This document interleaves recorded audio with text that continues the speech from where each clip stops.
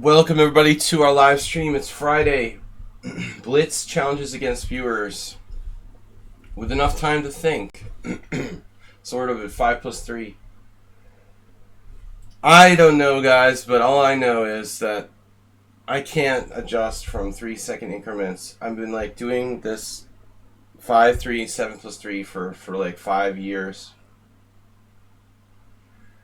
I don't know. I mean, I play 5-0 sometimes, but I just can't play 1-second increments. I mean, I might as well have no time. I mean, the only time it's like it's useful to have 1 second is if you have like a knight versus some pawn or something, and you're just trying not to lose with a completely drawn position. The only use for 1 second increments that I can see. But anyway, let's go. Math lesson in 10. Alright, we'll play GM Sean. GM Sean, you jumped ahead of the queue. I'll play GM Sean first, because Excel Poker's strong and I want a warm-up game anyway. Sean, you're not even a subscriber. It's okay, because it's Friday. Alright. Excel Poker's too strong to play for the first game. I'm recovering from the debacle of last night. I know I can't play bullet, but the other problem is the 1 second increment chess. I just don't know what to do with 1 second. It's almost worse than having nothing, because it like tricks you into thinking you actually have time. At least when it's like 5-0, I know I have no time, and I can act accordingly. The card. When you get the card back, I was like, what card? Alright, when you're done, send it to me. Or just send me the numbers.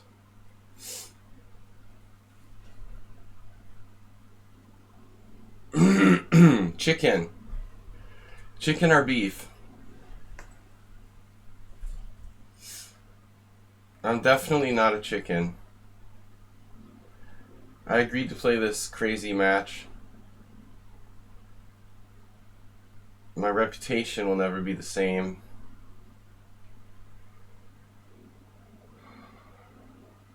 Wait, what's happening here? That's not the problem. I would think like you take on c5. No. Actually, no, I don't know. No, this is a good line for black, I guess.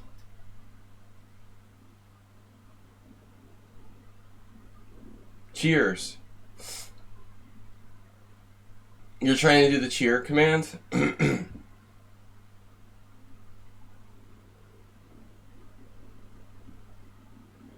We can help you with that. Now we all unsubscribe and go to Gelman's stream, even if it's in Russian. Well, no, I mean, the guy is good at fast blitz. What can I say? I mean, but, you know, his whole game is like, you know what I mean? It's like geared to that. Like, that's his entire thing, man. You know? My game isn't geared toward blitz. I mean, I'm geared toward classical chess. I admit that my blitz game is rusty. But it's kind of gimmicky, you know? It worked.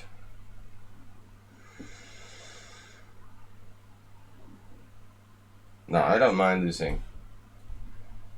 It was good. It was entertaining. Yeah, why am I being fancy here?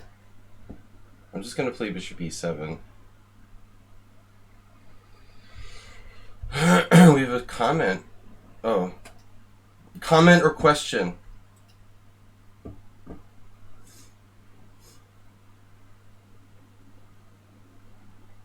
Man, I mean, this diagonal, what is going on there?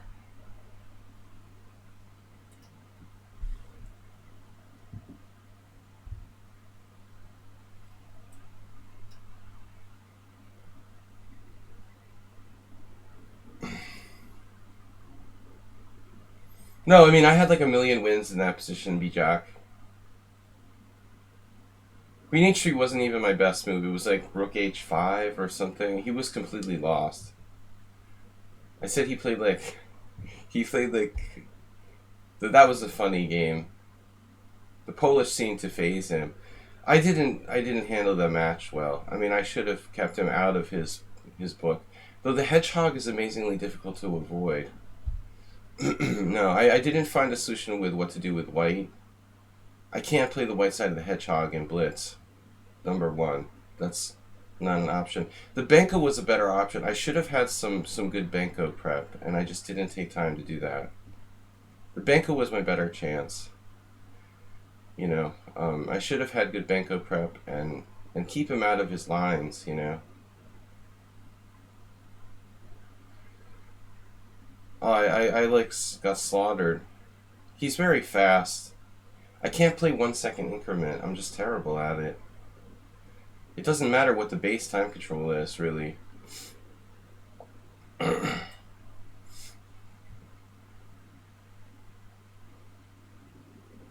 don't know what to do with 1 second increments. They seem like useless.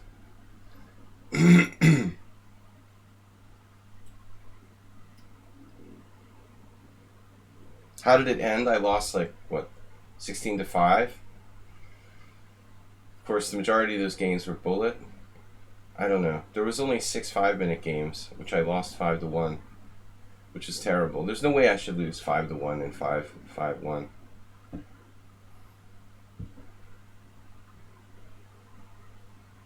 My disappointment was this 5-1 games. I shouldn't lose 5-1. I lost 4 games in a row. I was like hanging rooks and stuff. I mean, if I was phased, man. I didn't have good confidence. But he's a tough player to play against because he's got such a kind of like schematic system that he plays. You have to kind of solve him, and it takes time. He's like an enhanced cheesy noob. Ultra enhanced. Right, no, there's no reason for me to lose in the 5+1. I mean, that was bad.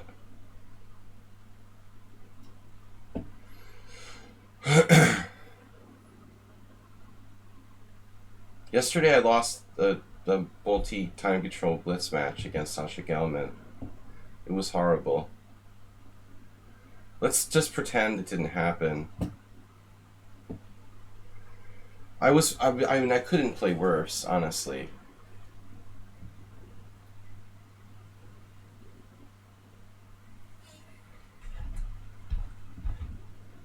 Chess trumps. Chess trumps. Strump. Smurfs. Chess Smurfs.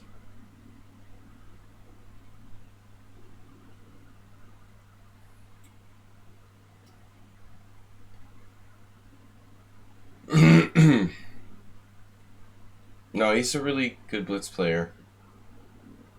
Somehow I doubt he's even a favorite against me in like long time controls, but I would classify him as kind of a specialist. He seems like he's a specialist in like blitz, honestly. I think in longer games I might even be the better player. But I mean, that's kind of arrogant to say, but I mean, I don't know. He's got a very narrow approach.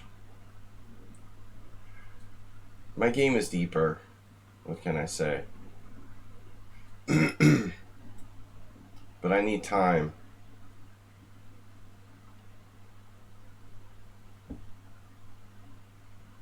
Smurfs are delicious. I need time. I'm like a dinosaur. Yeah, I wouldn't say necessarily he plays for tricks, but he's got the very narrow opening repertoire with the...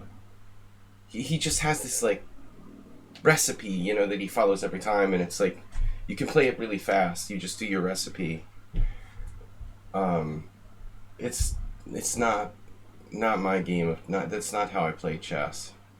I would be bored, with that.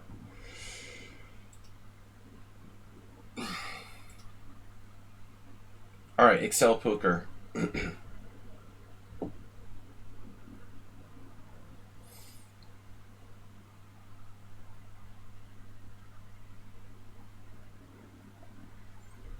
It's kind of like Schieberspieler, except Schieberspieler is a little bit sounder. You know what strikes me that I had like almost no. We had one end game. I had no chance to use my end game skill. I don't know if he did that on purpose or he scouted me or he just plays that way naturally. But we had very few draws and almost no end games. Yeah, the one end game with the pawn down in the first game when I was low on time. I mean, without my endgame skill, I'm like against Schieberspieler. I can use my endgame skill. We have a lot of endgames. With this guy, there was no endgames. Every game was like a battle to the death in the middle game. I guess I have a bad match approach, if that's what's happening. If you take away my endgame experience, I mean, it's pretty bad.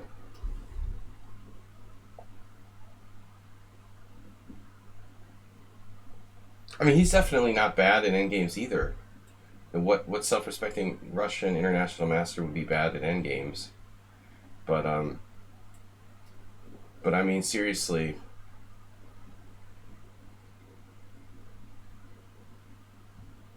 I could save a lot of bad positions if I have time with endgame skill, but we had no endgames. Queens were always on the board.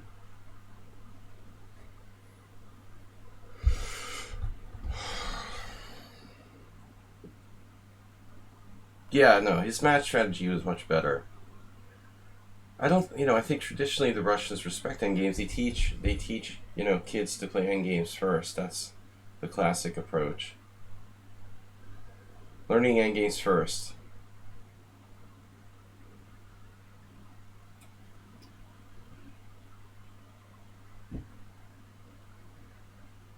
Every Russian schoolboy learns the endgames first. But not this guy. This guy, he's not a traditional Russian, product of the classical training system. He's got the coffee house opening.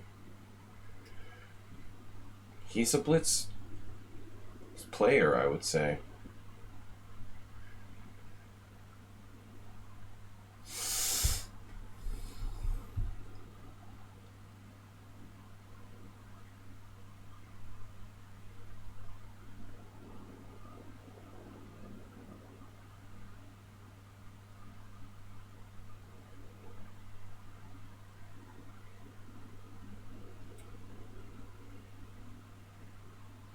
But like my friend Igor says, I'm not Ukrainian. I'm Jewish.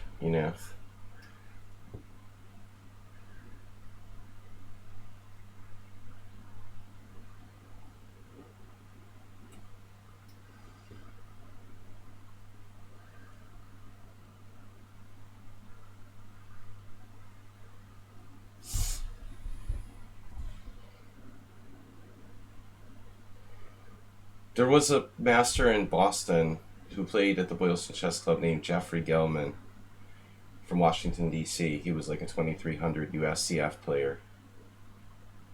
It's a Jewish surname, not a typical Russian name.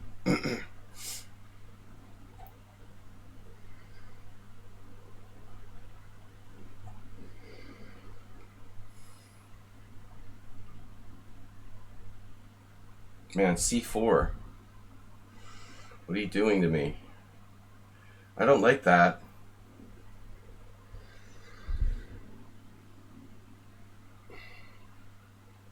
A5 maybe? Go with A5. The time has come. And it's gonna be like playing Acerbate. There it is, the Acerbate attack. Oh my god.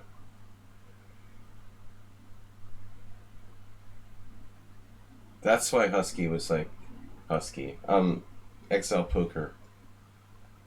He's a big fan of Asterbait. It's like,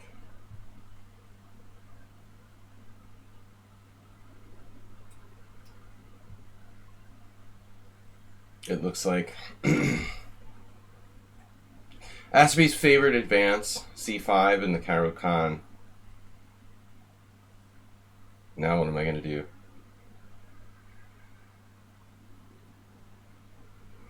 Need a move. Elf need food badly.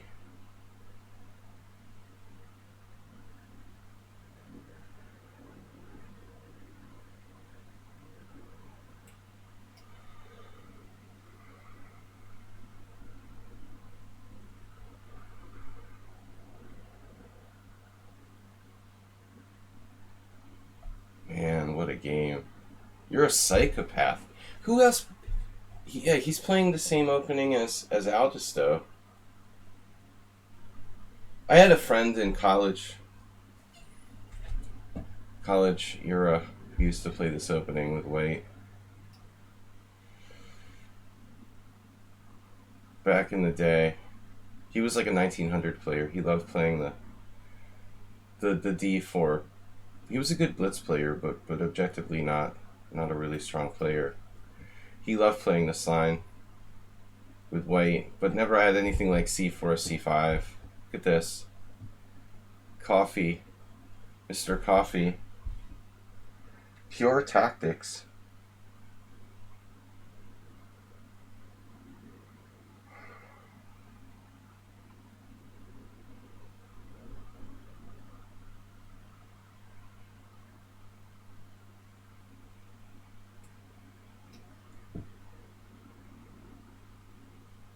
Well, my rook's not doing a lot on the C file.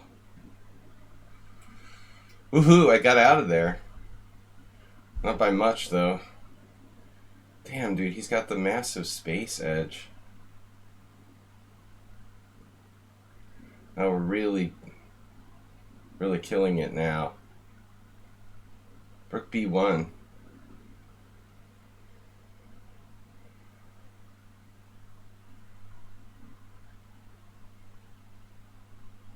What a sicko.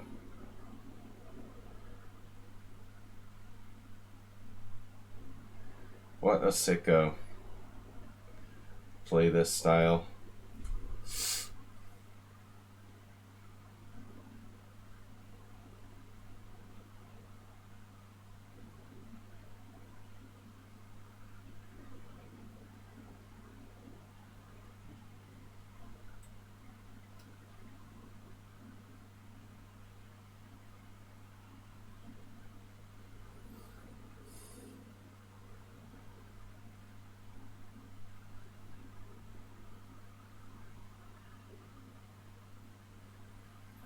Do you like space a little bit? You got the space thing going on? I can't believe I... Damn, dude, with the space.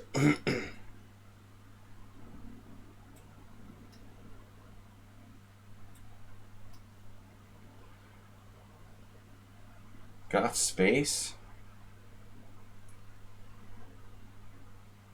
This isn't the Cairo, though. It was a Sicilian. It's so funny, man. I was just joking. This was a Sicilian. Can you believe it? Just looks like the Cairo.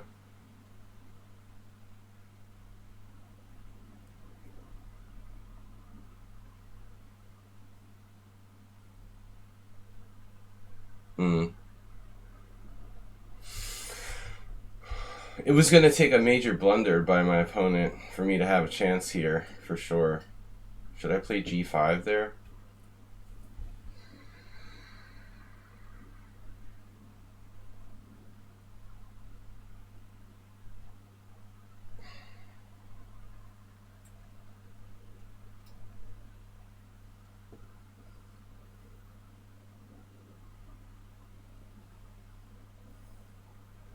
I had to have been close to lost or lost.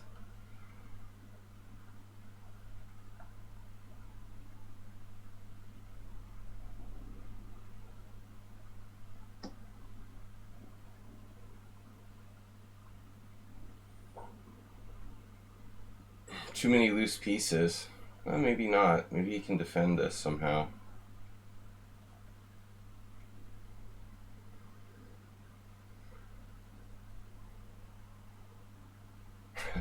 The most ridiculous part is like I got crushed by that guy yesterday, and I gained rating points in Blitz because my Blitz rating was like so low it was embarrassing. I seriously asked the guy if he wants to play rated or not rated, and I don't know what he thought why I was offering this, but like in all honesty, my rating is so ridiculous that I was kind of like just why would he want to play me like my rating is too low, you know? But he was like, no, rated. I have no bullet rating, and my Blitz rating is like 150 points underrated. So the guy had like nothing to gain by playing me rated.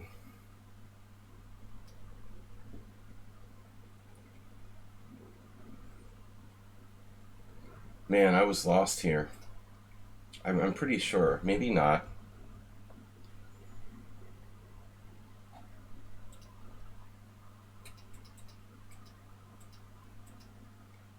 Yeah, I've never been fully convinced. I mean, this is supposed to be Black's best line for this.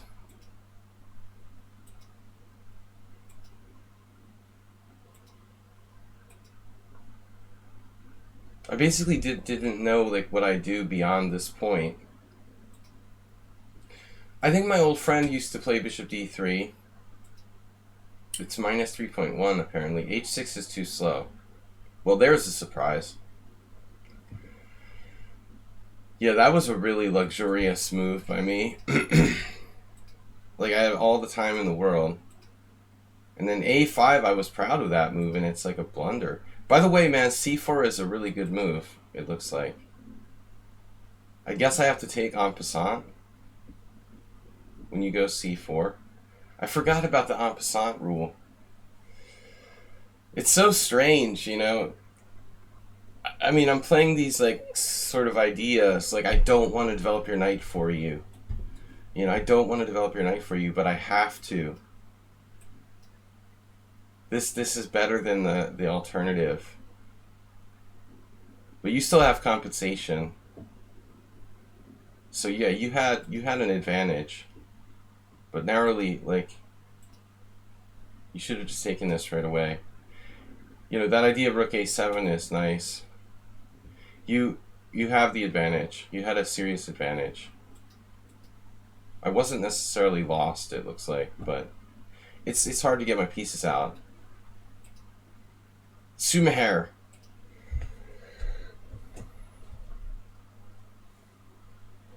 I'm used to getting bad positions. It's always a good sign when your first message was deleted by a moderator.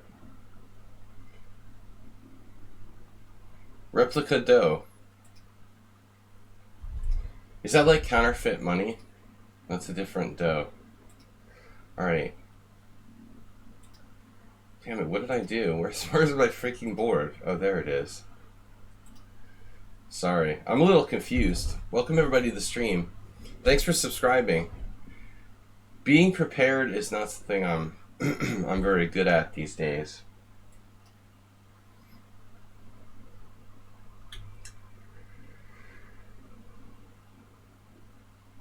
I was never in the Boy Scouts. Let's try a Grunfeld. The Dubov variation. Guy's so brilliant. I want him on my team. If I had Dubov tell me prepare, I could probably beat that guy last night. It would take like a Dubov level trainer or something. Second. I need a serious second. You can just send a challenge, but only 5+3. Now what is this?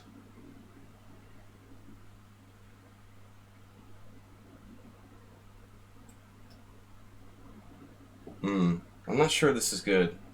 Not sure I was supposed to do that. Bishop g7. This looks like a game I analyzed a while ago.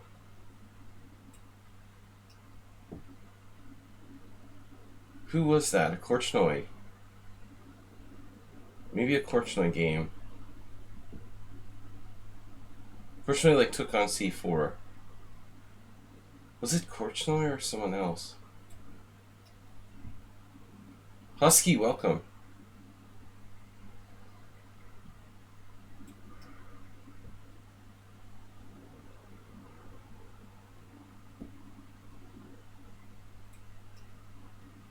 Yeah, it was similar to this. White's kind of lost the tempo here.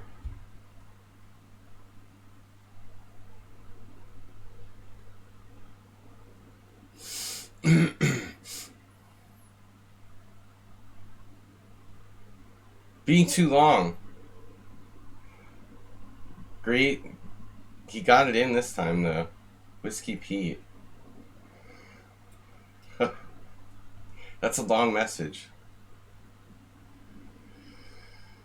I don't understand. There was a game where I saw this queen a5 like hitting the bishop on g5, but what would the point of that be? Don't really understand. So another possibility is white going bishop e2, bishop f3. That's what happened in another game I saw. He wants to neutralize the bishop on b7, but our opponent doesn't. He stays on f7. But black should be fine here. We got out of the opening with a good position, I would think.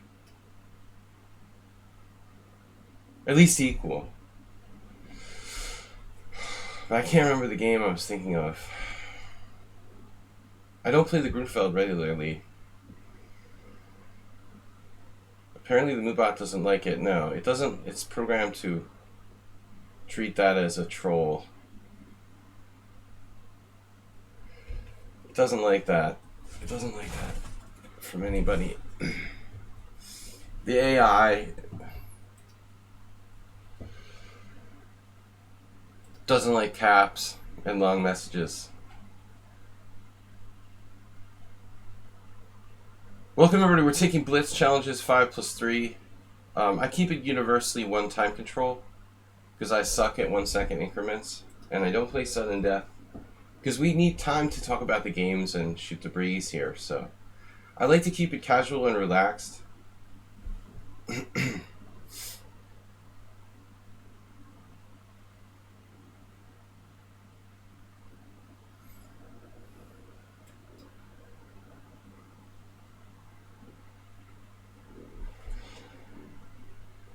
Again, there's the one move cheapo.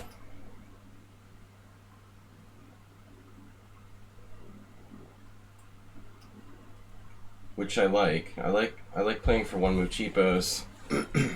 But more importantly, this connects my rooks. This could backfire. I mean, if white gets knight d2, knight c4 on my queen.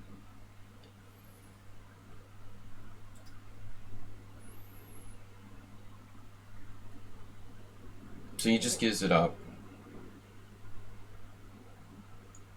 Well, my knight's hanging. Yeah, there is an issue here. Issues. Bishop takes protects my e7 guy, but we've got bigger problems, I think.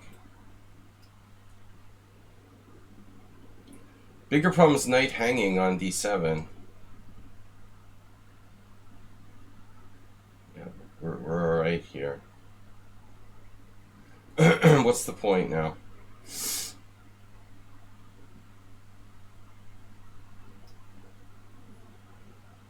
Just rook c8 looks kind of lame. Rook d8.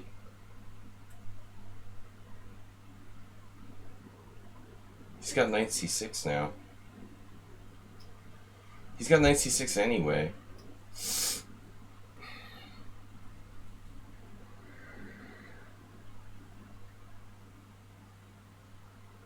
What does this move even do? You've got to ask yourself. Ancient aliens. What does this move even do? I don't know where to go. Maybe I don't know. Like, where should I put my queen? Is this threat here? I guess I should have just played rook c8. No, that's a dangerous thing to do. Block the mate with knight c6.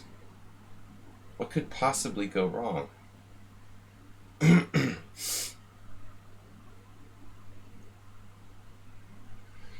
Whatever could possibly go wrong with that move?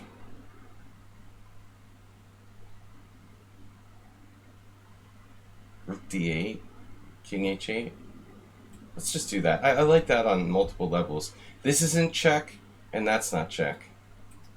A little short of squares at the moment.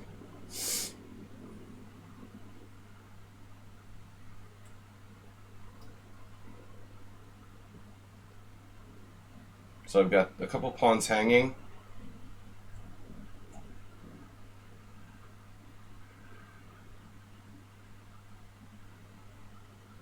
Oh man, he must have traded queens.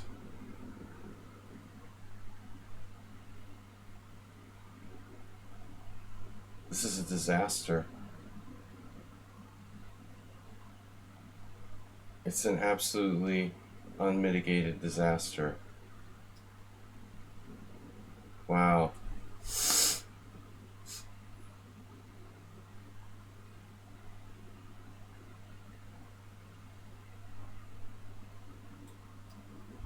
I'm not putting my knight on h5, sorry.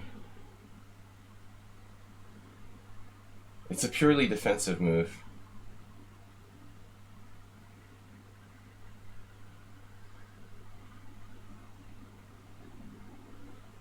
He's crushing me, I know.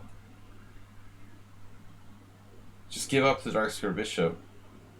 Why is he 1930? Yeah, it's a good question. I ask myself that with like almost all my opponents.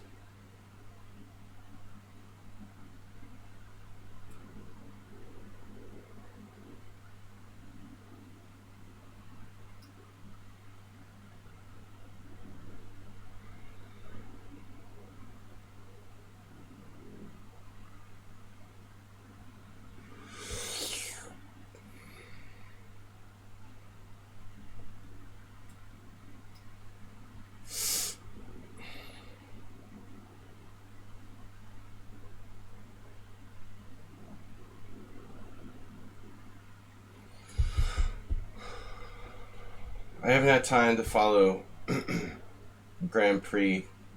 You know, again, it's like it's hard. I don't politically support like world chess or whatever. But whatever. It's hard to root for a tournament, you know, where it's like organized by a corrupt organization of a shadow organization of oligarchs or whatever. What is world chess? Can somebody tell me, please? What is that?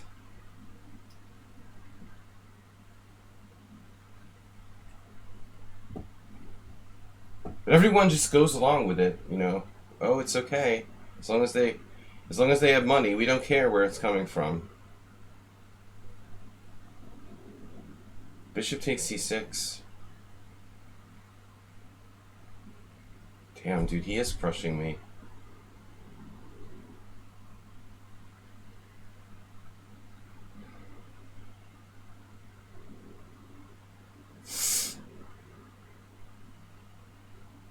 Wait a minute.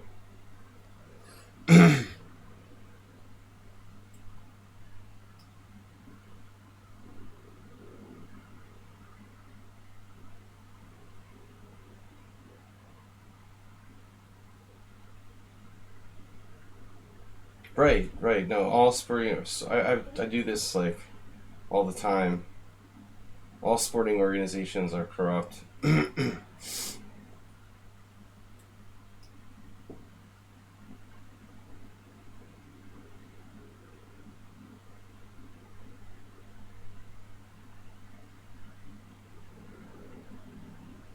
just trying to hold a draw. Oh. Yeah, I just blundered. Yeah, I have to play rook takes c6. Oh my god. He just auto recaptured.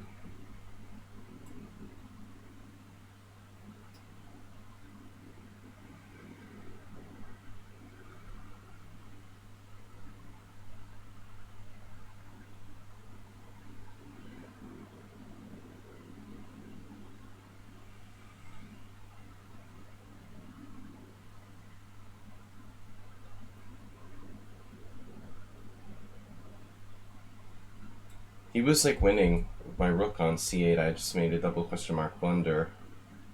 But he plays too fast. Now it's probably a draw.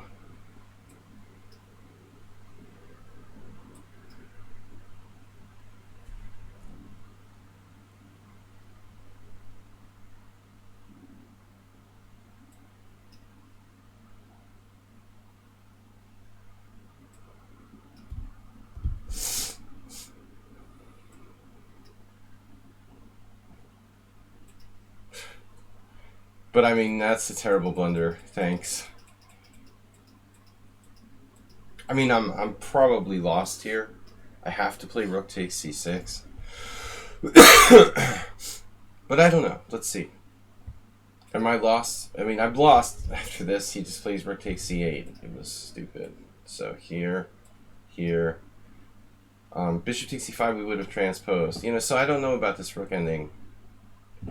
Looks like it's holdable. Huh. But I was lost previously. What? Really? Oh, so this is a blunder. Wow. This final rook ending move is a blunder. I'm supposed to play rook d8. I didn't see this idea at all. Makes complete sense. But I mean, there was a reason why I didn't see it. What I failed to see was like rook d8, rook d1 check, king f2, rook d2 check. I saw rook d8, but I thought, oh, it doesn't work. He just plays rook b6. But I've got check and then check again and takes on b2. So this is the only draw.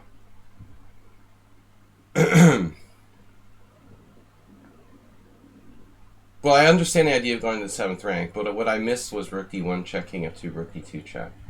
That's the only draw, and I didn't see it. But I should have been lost anyway, or maybe not. Maybe I wasn't lost.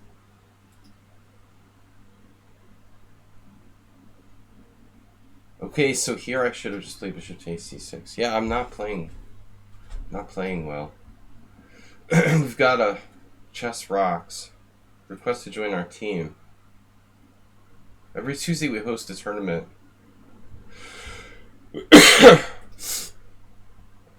Alright, Mayush. Mayuresh. Dr. Neckerstein. Yeah. Alright. I don't know. No, I don't think the opening he played well. Excel Poker. I think he messed up. But how bad he messed up. I want to go back to the opening and take a look at that. That's an important variation. It doesn't seem like he played it right. I should have been slightly better. Maybe not.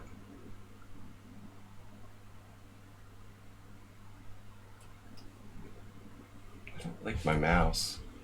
It's like clumsy and slow. Maybe because of maybe my mouse pad was really hampering me yesterday. Come to think of it. If I had gotten rid of that stupid mouse pad, I probably would have played a lot better.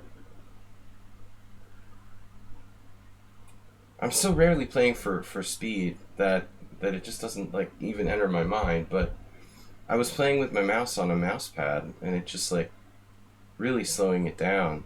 Damn. Without the mouse pad it's like way smoother. It never even occurred to me. I just don't think about stuff like that. I'm not playing like 1-0 bullet. I don't care if I'm super fast normally.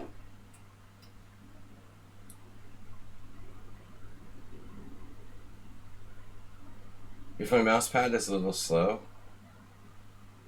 it doesn't matter usually. But maybe I really should have made a big difference with that.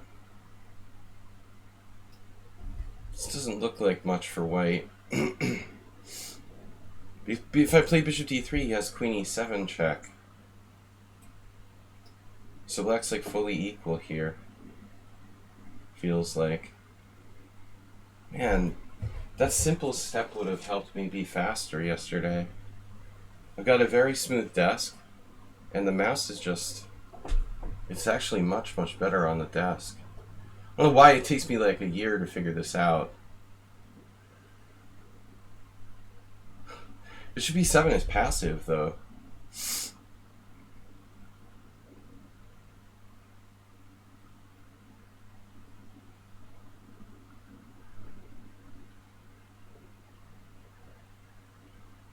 What can I do? 95?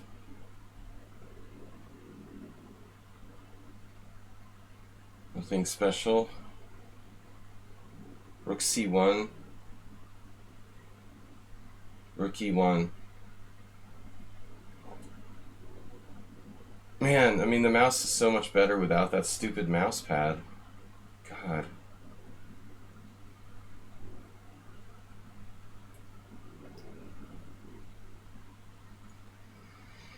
I'm like living in the 90s still.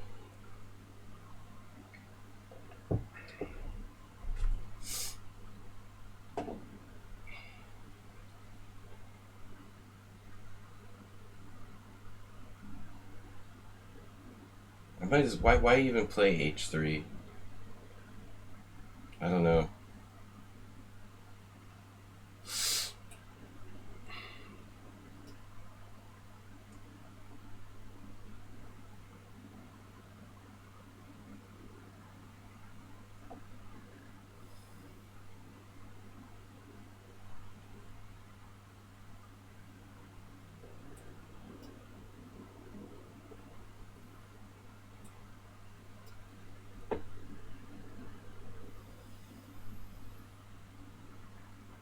Remember when we had to have mouse pads? And the little the little metal balls and the mice, like...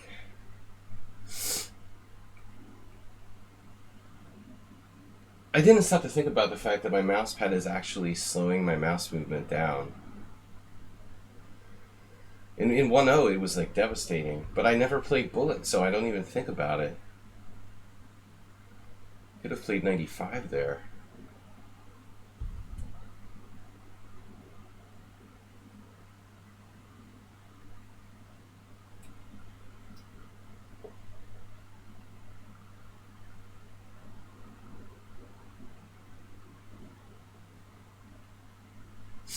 Good morning, Columbus. It's like good morning, Vietnam.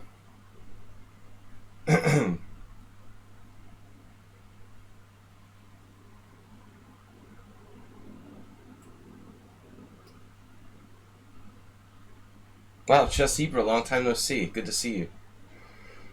The Zebra. Man, this guy's good for 1400. He's 1460 in Rapid. I'm sorry.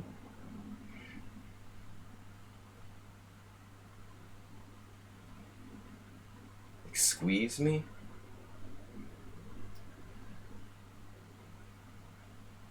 Chess rocks. I have 11 challenges. It looks like an all-time record. The 3-2s are going out.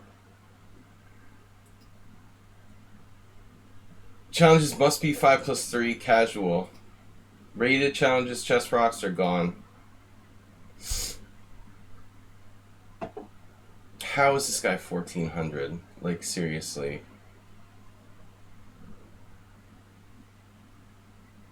You are kidding, right? Mayu Resh is 1800 Blitz, 1400.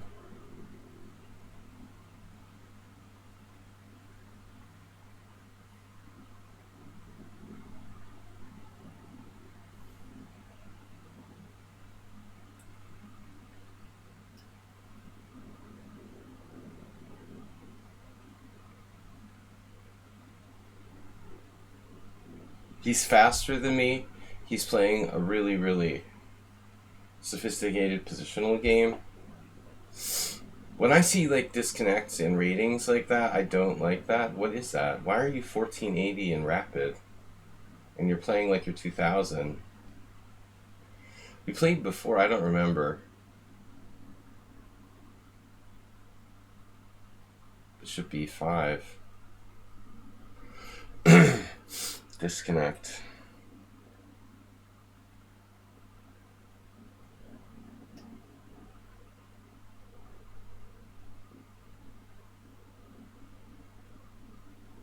He falls asleep, I guess. Maybe he just like, yeah, disconnects. Yeah, maybe he disconnects, just resigns because he's bored or something. Dude's playing a sophisticated positional game, you know. f6, bishop a6, bishop e5. I mean, this is pretty strong. I don't recall the first games we played. Black has played extremely well here, and actively.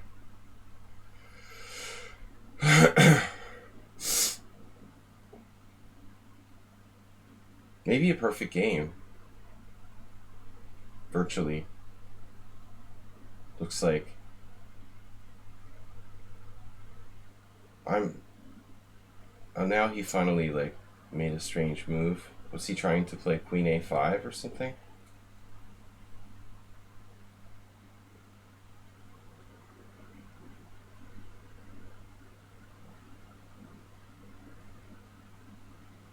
Rather concerned about this.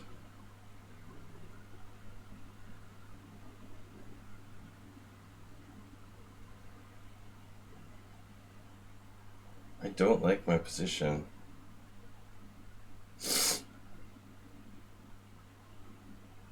How about knight c5?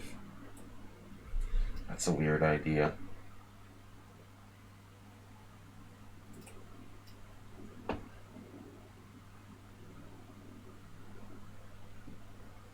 Looks like the first mistake he's made the entire game.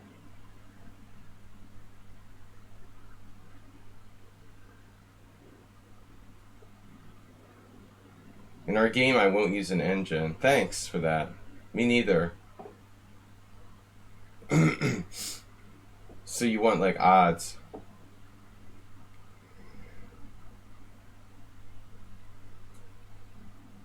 Peace odds.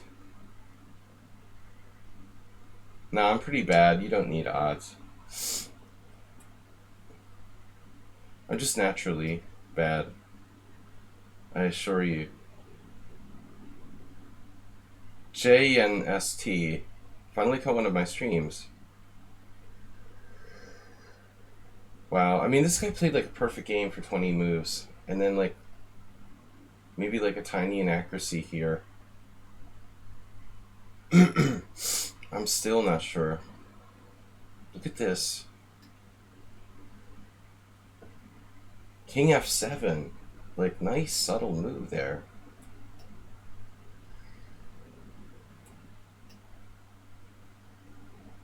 You try to grind him in the minor piece ending? It's a tough one. It's probably a draw.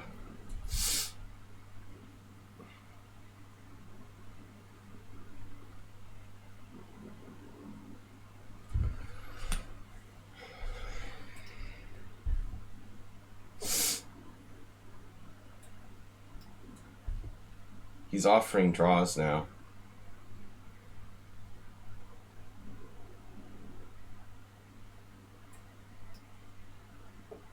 Pretty confident for an 1800, 1400 rapid.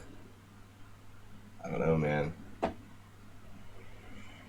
That's like me offering a draw to Magnus Carlsen.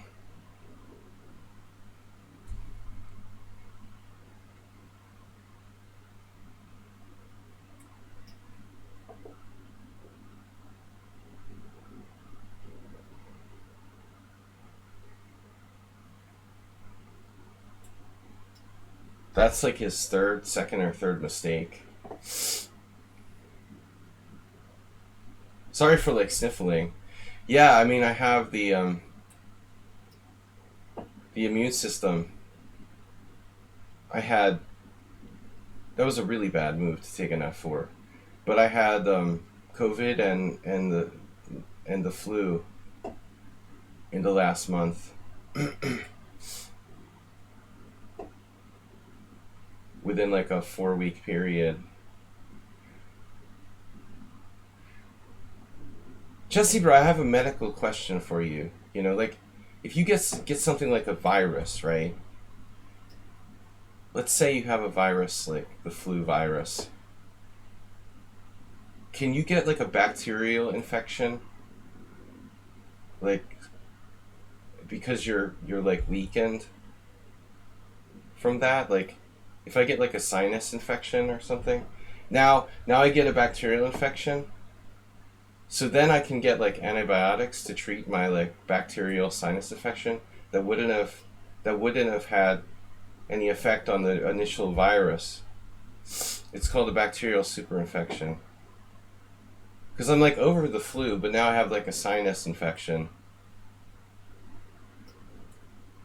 But I'm thinking like the flu virus must be dead by now. You know, I must have like beaten the flu virus. I'm probably not even contagious anymore.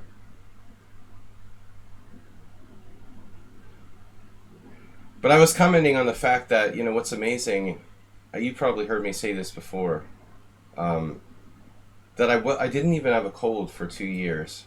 It's like nuts, man. I mean, in my entire lifetime, I never went a year without being sick. And because of like wearing masks and stuff, I literally didn't even have a cold for 2 years. In 2020 and 2021. It's crazy. Now he lost all of his pawns. Yeah, I'm very susceptible to sinus infections. It's kind of genetic. So I'll probably end up like having to go to the doctor to like get treated for the sinus infection.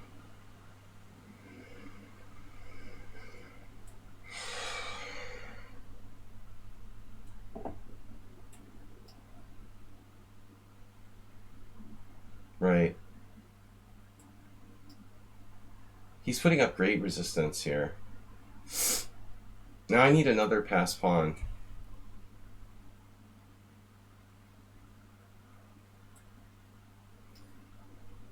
Maybe I can win by like b5, a7 sack the pawn, and then b king c7. But thanks for the info. You know, that's interesting. It's nice having a doctor in the house.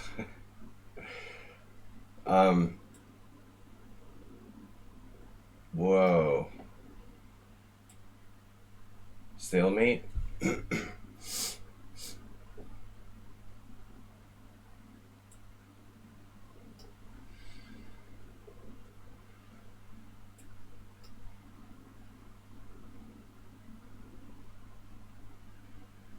Thin mucus is what I have.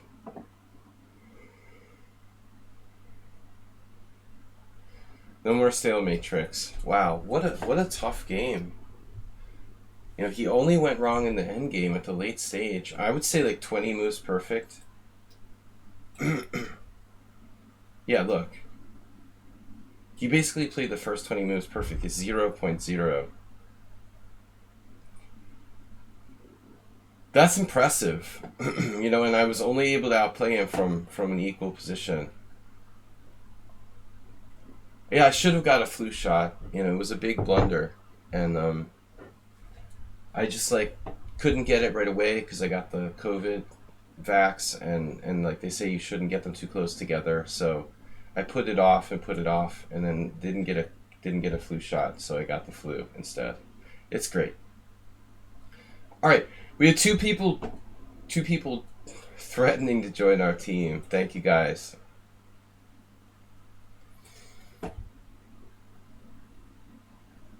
Smothered mate. Not exactly, right? That's not technically a smothered mate.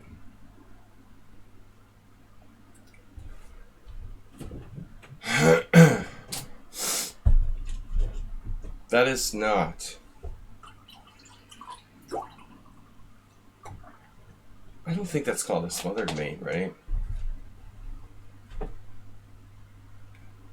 Yeah, I have super immune now.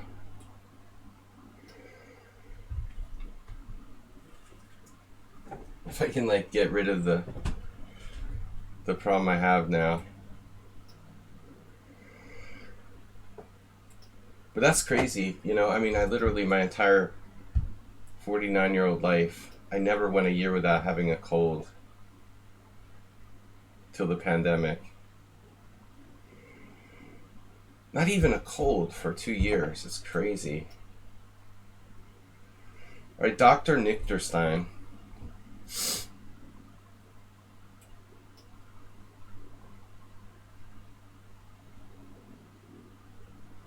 But I was much sicker before. I mean, I'm way better than I was.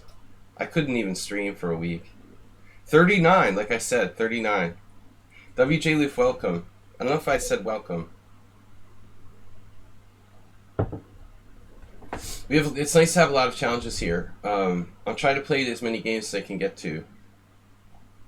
But I do require that they be 5+3 casual. There's a couple 3-0 rateds out there. I would play 3-0 rated if it was like my personal off-stream game or something, but we can't really talk about it. The game, I mean, you know, it's too fast. It's just not instructive to play 3-0. I focus on being instructive. I'm not here as competitor. I'm your friend. Dr. Nichterstein from Turkey. Looks like a strong player. How do norms work? Well, you have to get a FIDE rating first. Are you taking Tamiflu? No. No, I haven't been treated.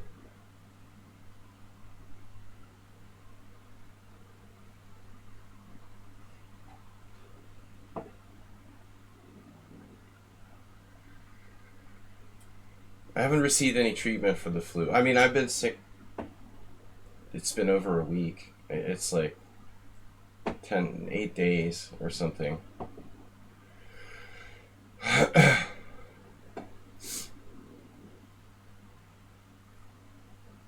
How long would you say someone with the flu is contagious, typically? Jess Zebra. I don't want to, like, infect other people.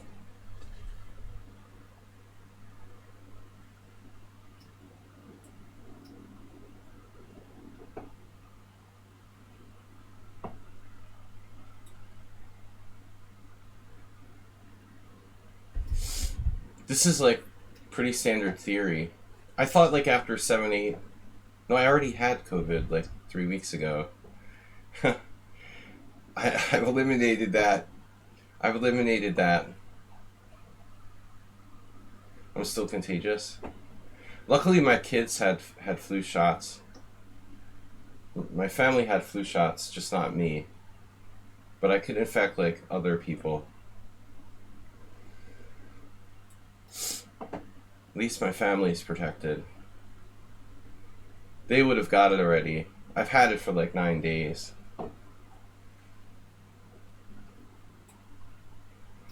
Darwinism.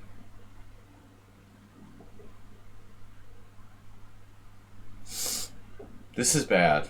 What White did here with like Queen C2. You don't want to do that because I had the monster bishop.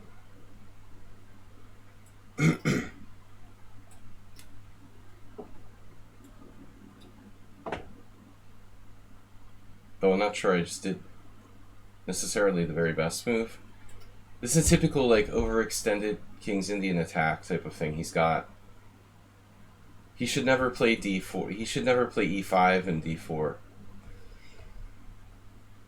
Better to play like g4.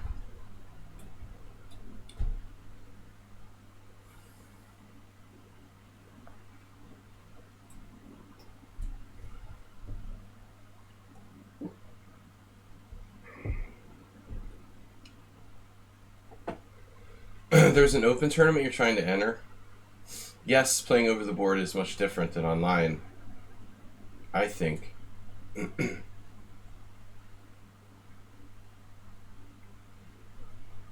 It's like a medical stream.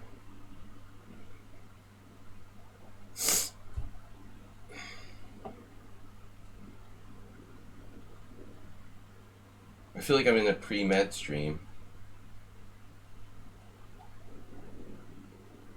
No, you never do that, what he did here.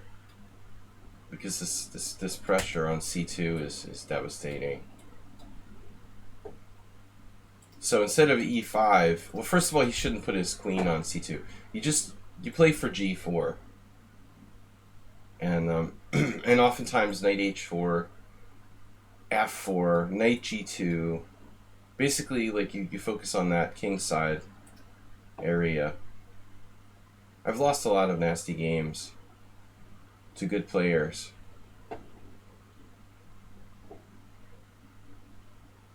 I think playing over the board is very different. I mean, you have to use your time. I mean, there's a lot of time in over the board games. It's very different. Online chess is like rushed and fast, and it's about mostly like reacting. Real over the board chess is much more depth based. I'm much stronger.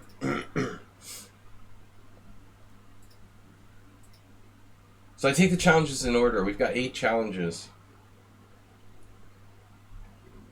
The only requirement is that it's 5 plus 3.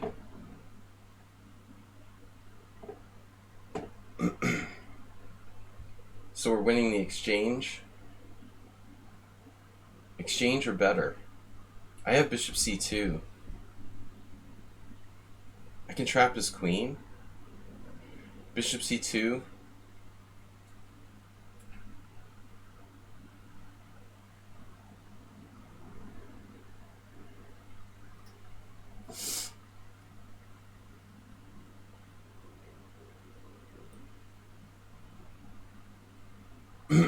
I could have won the exchange there. We're going to see what's behind door number 2. He actually has a move here. Uh-oh.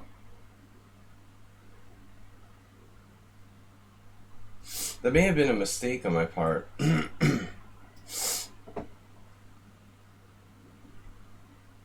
Maybe I had better.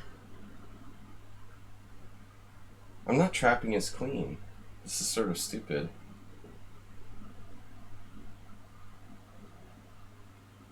He could have played queen a2 without giving up any material there.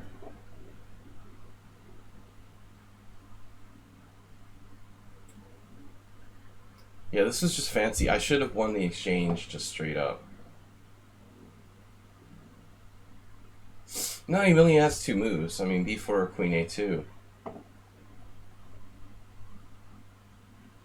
But objectively, he's lost. But it's going to take me a long time to process. I'm only up a pawn. He could play queen b2 or... Well, I don't know what else to recommend.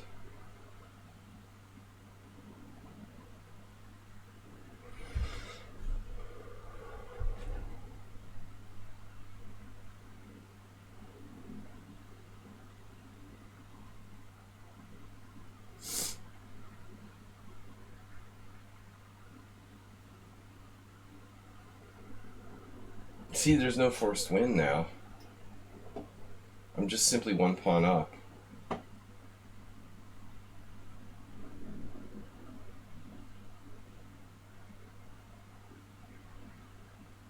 My bishop's on a stupid position. I mean, it does nothing at c2.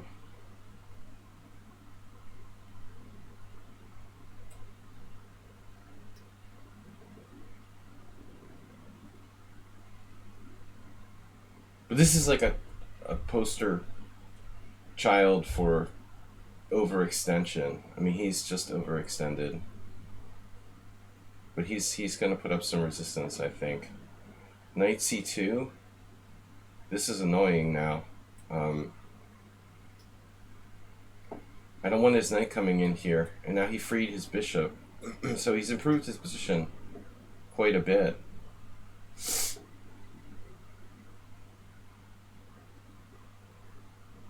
You can see why he's a good player. He was able to consolidate.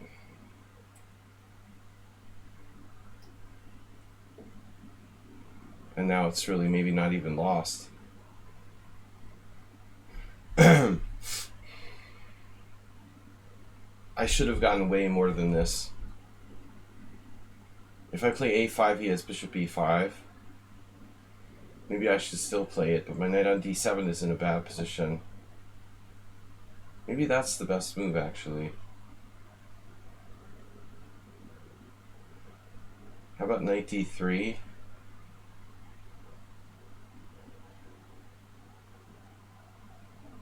I mean, theoretically, there's a lot of moves I could play here, but I don't know. What am I doing? Knight b8? Classic Slav maneuver. Man, this sucks. I only have an extra pawn after all that. Wow, what is that? Wow, that's a cool move. Knight c6, maybe? He's got compensation.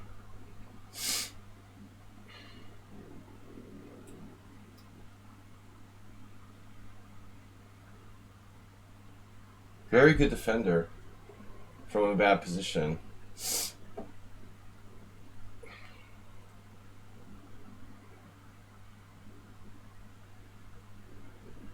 So it's hard to make progress for me.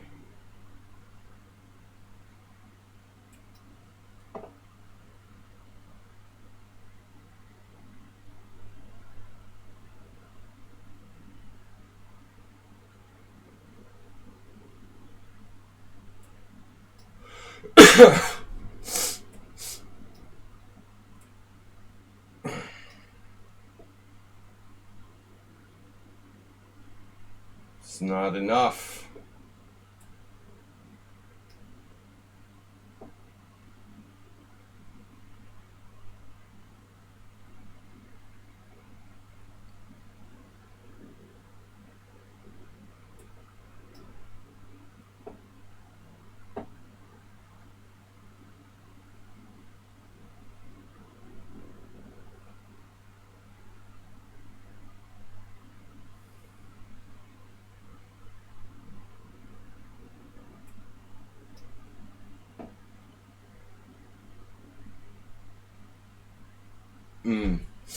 I wonder if I'm winning now. Should I take with a pawn? Keep the outside pawn?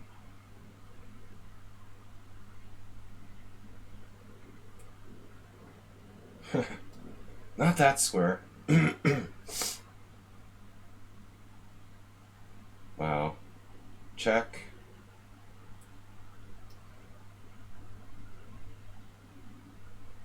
He has that? Seriously?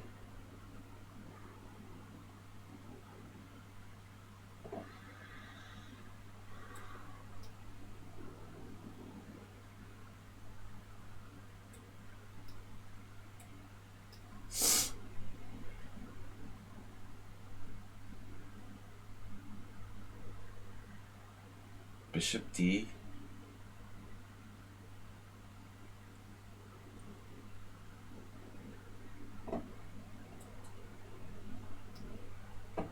He has defense here? Oh my god. I lose a rook. Yeah, wow, impressive, man. You're a very good defender from a bad position. Nice, you win my rook. Good defense from a bad position. That's why he's a strong player. Wow. He was virtually lost for like moves and moves and moves and moves, but defended great. Man, that's really sad. I dropped a rook.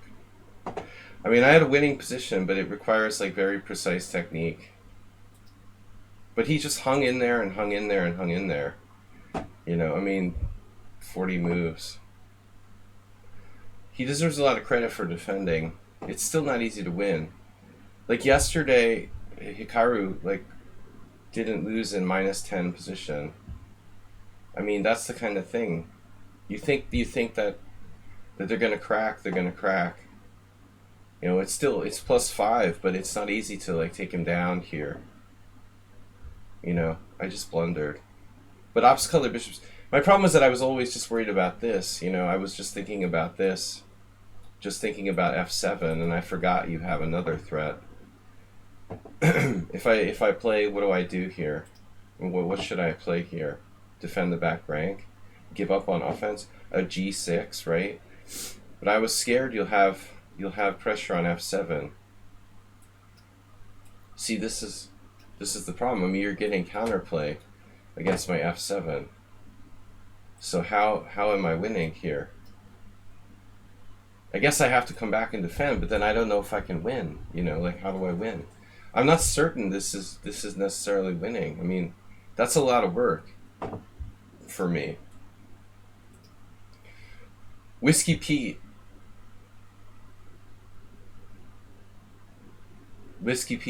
wants me to sacrifice some pieces. I don't think bishop e1 is the best move.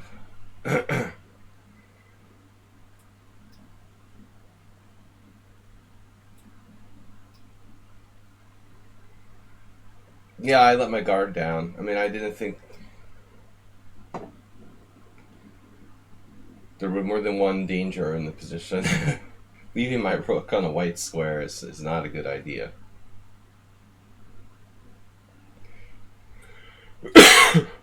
Bishop takes f7. I think queen f3 is an idea here. But it looks artificial. Queen b3 is the move, right?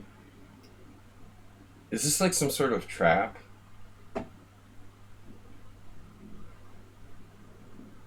Trap for who, right?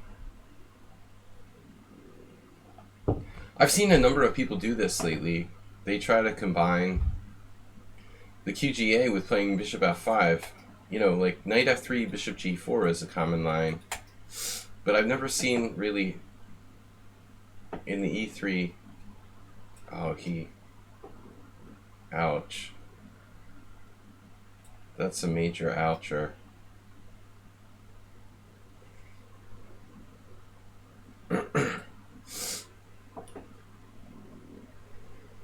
I wasn't very gentle here.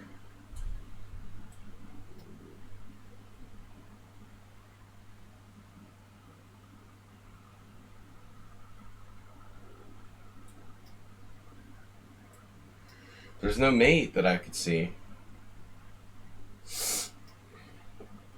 He asked me to like sacrifice a few pieces, but I just wasn't very friendly.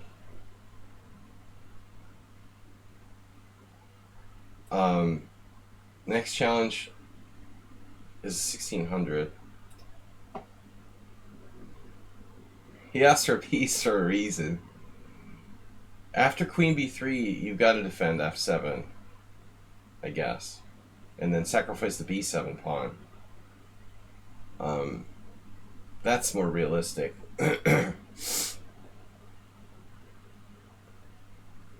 Chess Rocks, you know, you can always bribe me to play first. I'm available for bribes.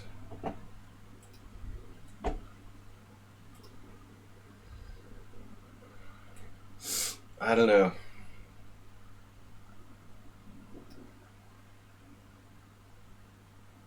Did it to yourself.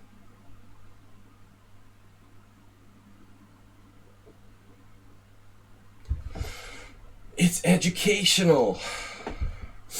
The University of Massachusetts. Boom.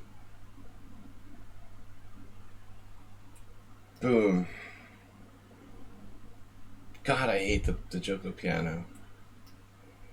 It's the London system on the other side of the board. Oh, this hurts. Makes me not want to play e4, e5. Last time I played this, I messed this up. I have to remember what I'm doing. Bishop takes e3. Last time I played knight takes e3. It's the oldest opening in the world. The Molar attack. Classic. It's the first chapter in 500 Master Games of Chess.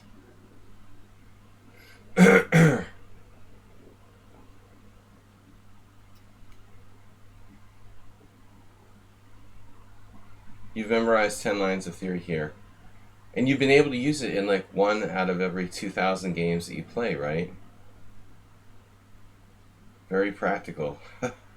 I'm the first person he's ever played who knew the theory this deep. And the last. But something's not right.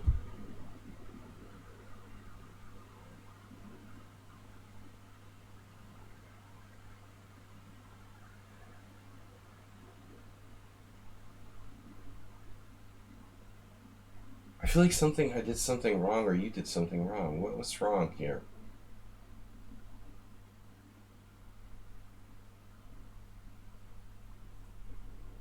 Feels like there's something wrong.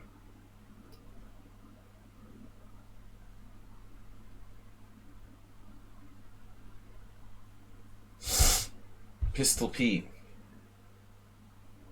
I don't know why you didn't castle instead of bishop f6.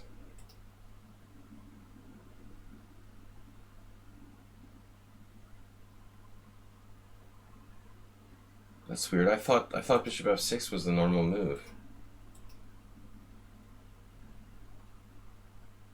See, I never play e4, e5 on a serious level. I always play hyper-modern stuff, not classical defenses for black. I'm trying to learn it. I mean, yes, this is reasonable.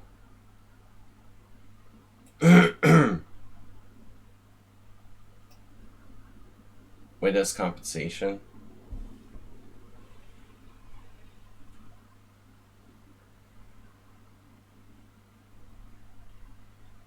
It's like, I don't know, the Smith-Morra gambit or something, where white has enough compensation to be equal, but not more. D5 is interesting.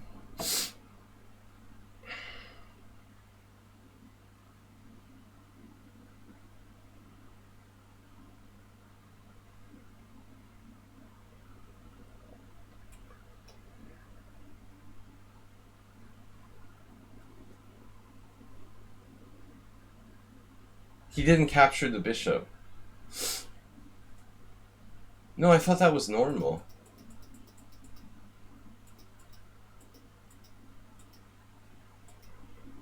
Bishop cc3 d5. This is the molar attack. Now, I mean, it's possible I'm making the wrong move here. I'm supposed to castle instead of bishop f6. But that doesn't make sense. Because then he could take on c3.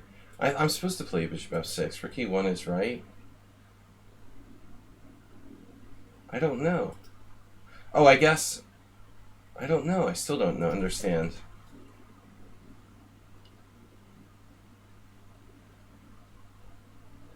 You only found a 4 knights game, but that would count. With bishop c4, bishop c5. Maybe it was a 4 knights.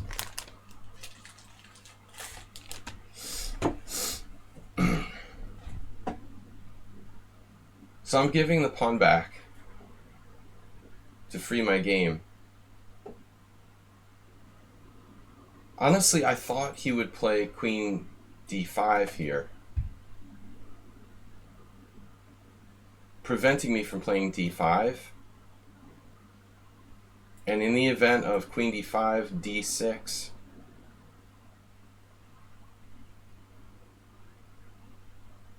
I was wondering if I can play bishop e6.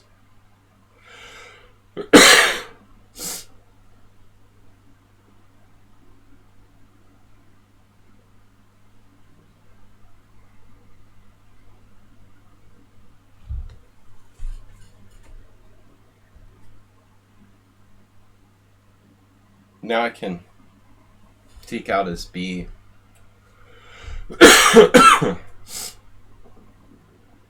We got a wide open position with pawns on both sides of the board, and I have now the bishop pair. No, actually, I mean, I might be winning material, but he could sack the exchange. I'm threatening bishop e6, actually. Probably I just win the exchange here. I think he's in trouble. right? Look, ma, no weaknesses. Morphe. Just developing quickly. Somebody did something wrong here. So bishop e6 takes, king h8, and I'm just up the exchange. I don't see any reason not to do it. I mean, I could play knight takes c4.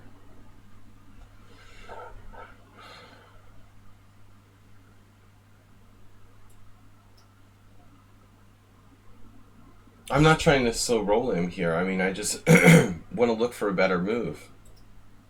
You need to consider knight c4, queen c4, bishop e6, threatening queen d1 in some lines. I'm clearly better there. He's got to sack the exchange. This is forced. Rook takes c6 only move. Do I have knight takes c4 there? Ooh. I have an in-between move. He takes a piece, I take a piece. If I do the in-between move, he trades queens. The in-between move is actually pretty strong. I mean, it might simplify. I'm just up a clear exchange with almost no compensation. This is just simpler.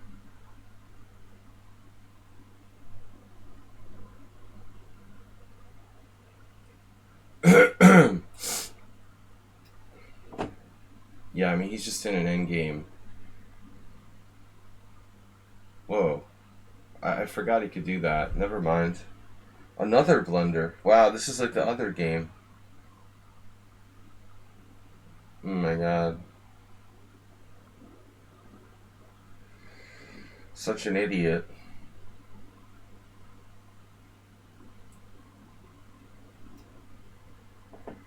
I'm waiting for my next blunder.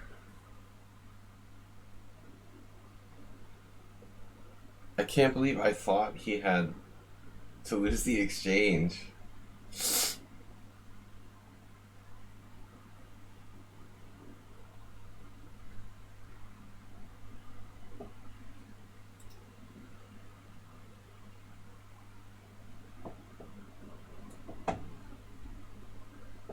If anybody asks to play next, I'm gonna like ban them from the stream, seriously. I just take the challenges in the order I get them. Right. He's hanging on now.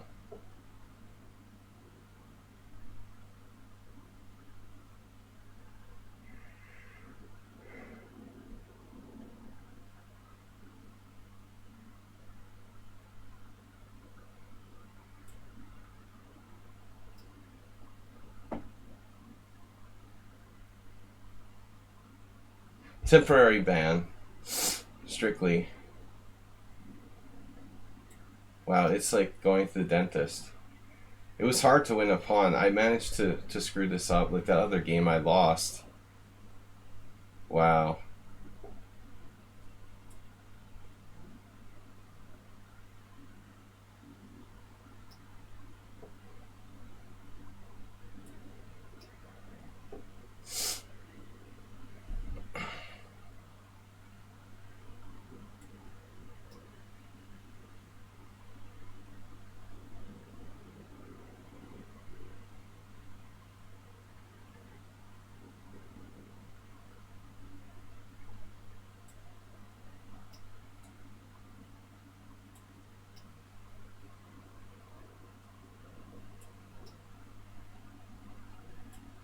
Now he's 1600. The other guy was 2300. Are you serious?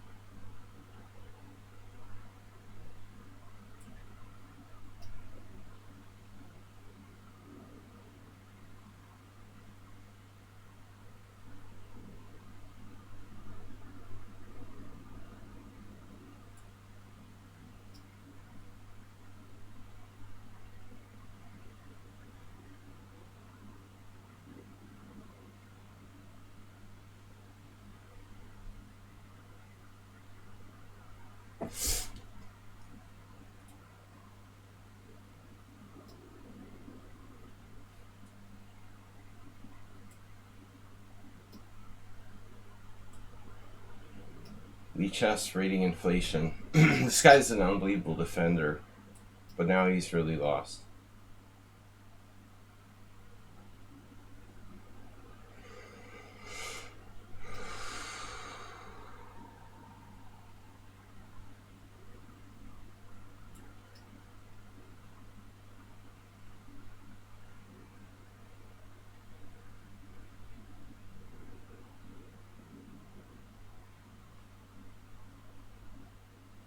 I guess I'm gonna have to like win a second pawn or something.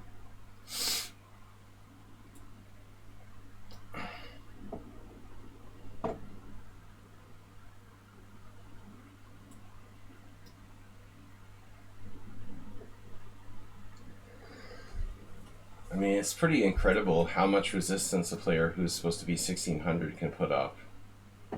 Like maximum defense.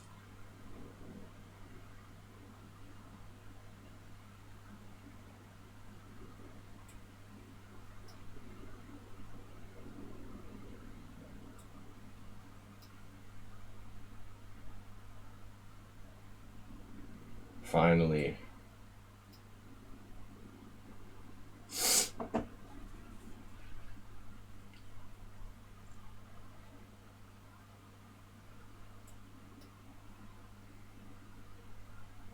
Usually that's a sign that people, they like get bad positions when they're really good defenders. You can resign now. It's alright. It's alright. I've got it under control. But he actually knows the opening, Come on, dude, just resign.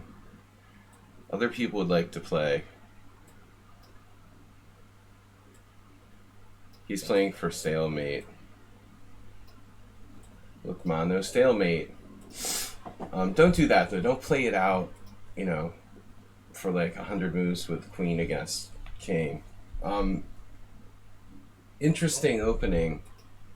I forgot the Muller attack.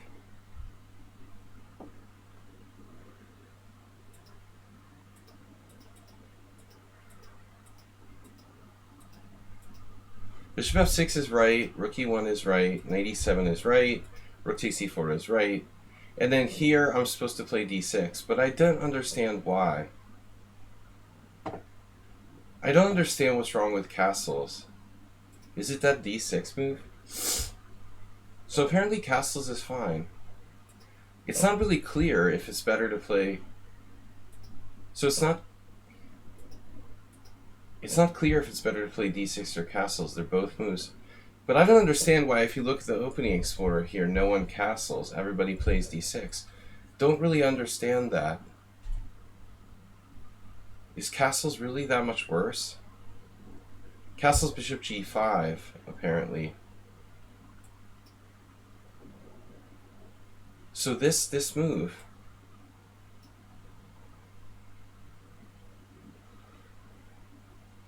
There's some really, really long variations, but I don't understand how there's none here. This is very strange. I don't understand. Why there's no like transpositions. This is really weird. I just don't understand. There's no games with castles here, but then when you castle and play, let's see. Yeah, there's like no games. So this has been played in a handful of games, but black is fine. I mean, Korneev, Gilberto Milos, and Alexander Farland. It's perfectly fine for black, yet there's like no games. It's really weird. So this happened in a game. Yeah, I thought he should play queen d5,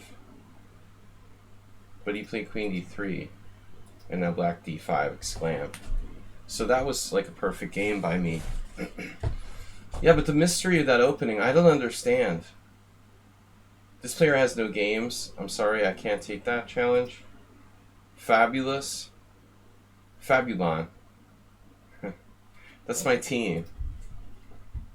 One of my teams. We talked about this joke last time. So the mystery of that variation will continue. I don't understand the move order there. Basically, there's more questions than answers about that that Muller attack. I don't understand why is castle so much worse than d6 or whatever. Why is there no games? Why is there no games with that? 5 games, and yet it seems fine for black. Strange.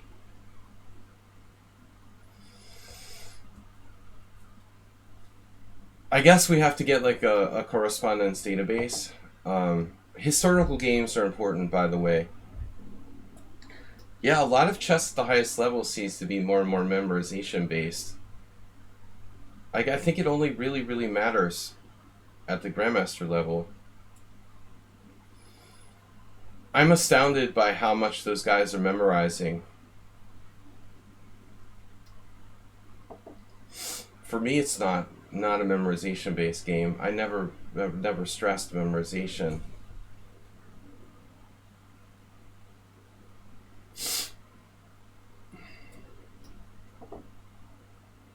But I mean, that's like the oldest variation in chess, man. This is the first chapter in 500 Master Games of Chess. The games go back more than 100 years in that variation I just played. The problem with the lichess Opening Explorer is that it's missing all of those games. Like, the Opening Explorer doesn't have critical games from like the early part of the 20th century and the later part of the 20th century and the early part of the 19th century, or the late part of the 19th century. There's a lot of great games from the late 1800s that were played in the Muller attack that are probably still relevant today, you know. The Opening Explorer on the site should include games from 1895, honestly. A lot of people, especially modern tech guys, don't understand. They think, oh, whoa, chess games from 1895, that's a haha, that must be stupid, you know. Well, no, actually, there are a lot of forgotten ideas, and chess was played on a very high level in the late 1800s. Not a lot of games, but some important games. I don't know about this. Any complete database should have those important games from a bazillion years ago. Probably all that we just played was analyzed back in like 1885, you know, and we're just like reinventing the wheel here. Knight f6 is probably a bad move. This is a very strange opening by my opponent. This is probably a bad move. I don't know. But that's the oldest opening in chess, basically. The Joko piano. There are a million variations in that line.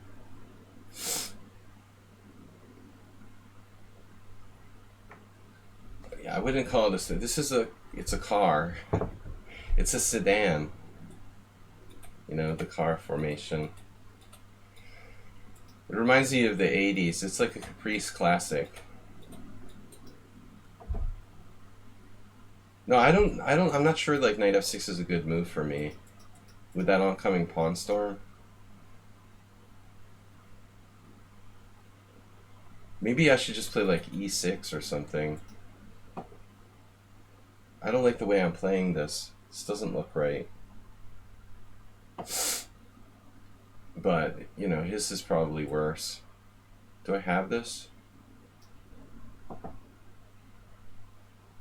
He just let me check and take his bishop. Oh, he's crazy. He's crazy. He must be a relative of Cheesy Noob. One of our longtime viewers plays crazy openings. But this is just not good. But I appreciate White's creativity.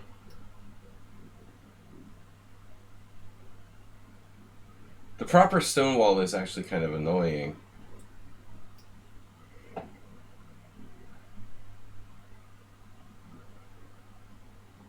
We have one player on Tuesday's tournaments who plays the stonewall opening, and it's, if they know what they're doing, man, I mean, it's actually not that bad.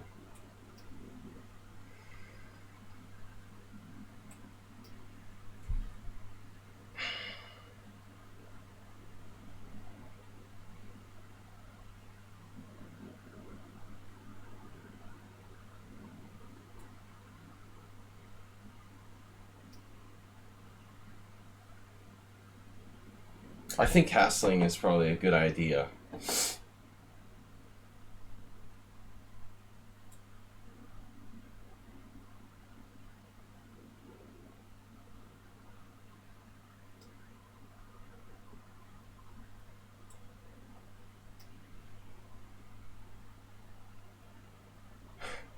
White is way too experimental.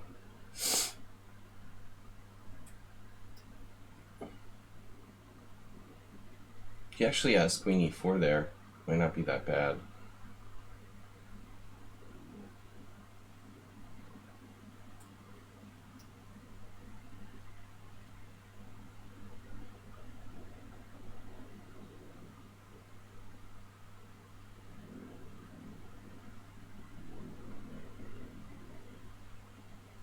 I don't think memorizing variations is important below, like, my level. Below FM level, at least. Let's just say below master level. I think memorization is kind of overrated. Way too many beginners start to memorize openings, but they don't need to do that, and it's very unnecessary. Good night, Dr. Zebra. Dr. Zebra. Thanks for sharing your knowledge of the medical trade.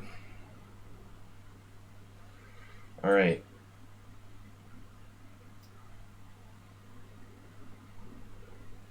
Doctor is out of the house. The doctor is out. Yeah, fabulous. Pretty crazy. Here's another challenger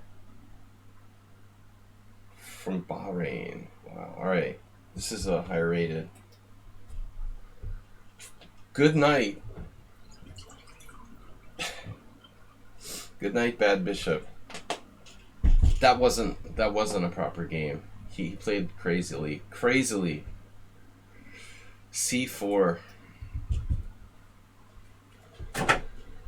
Alright. I don't normally play the Queen's Gambit declined. Just testing you there.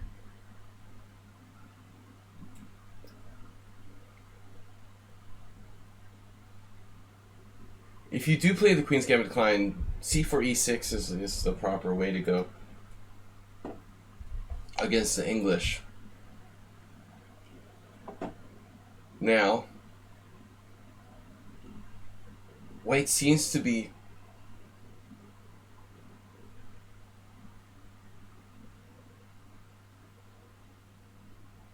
perhaps planning on playing E4.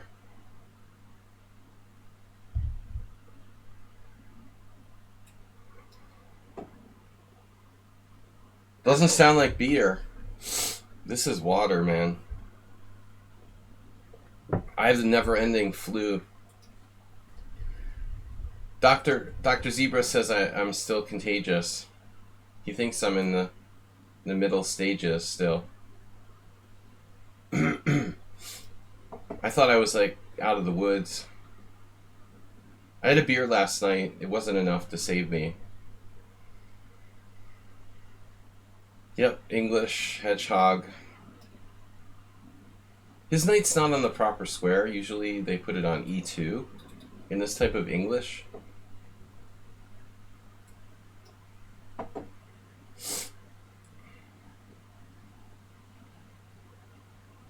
But it's playable. There's nothing really wrong with White's position. I have this thing where I like to play like H5, coffee house sort of style, but it's not correct. I was criticizing my opponent last night for doing some crazy G5 as coffee house, but Blitz is one thing, over the board chess is another. In Blitz or Rapid, we can get away with doing some coffee house stuff that we wouldn't do in longer time controls.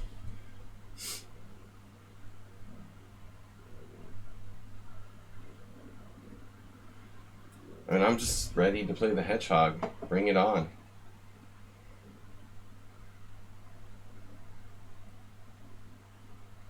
Yesterday was my nightmare.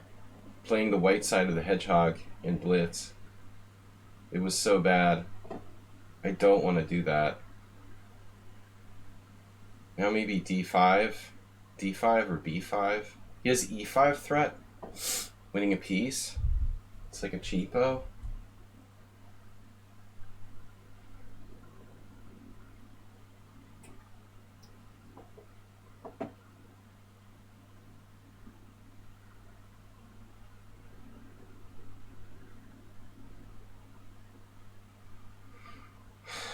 Not so hot.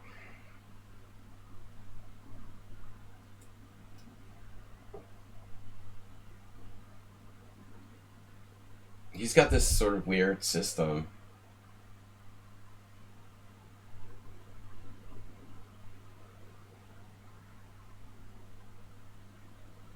A hybrid of the English, closed Sicilian.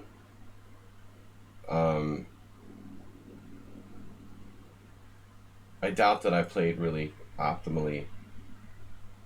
Looks kind of equal. Interesting.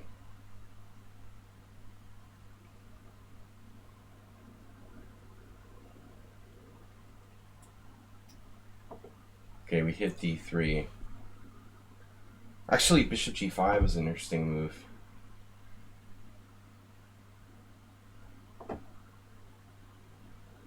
Yesterday I had a game with white and the hedgehog where black got e5, and it just like, once you lose control of that square, you're never getting it back. This is such an important square for black, like defensively. Maybe bishop e5 actually. Pawn takes pawn? No. You could. Now I do pawn takes pawn in some lines. He gives up his important dark square bishop. Now the dark squares are weak.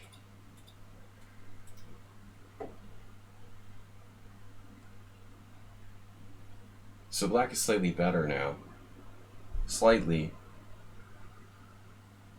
b5.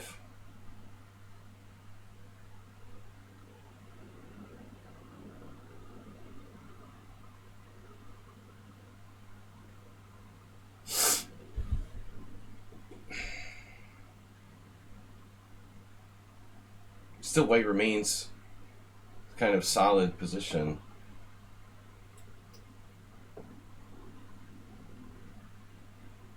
That f5 break is always critical.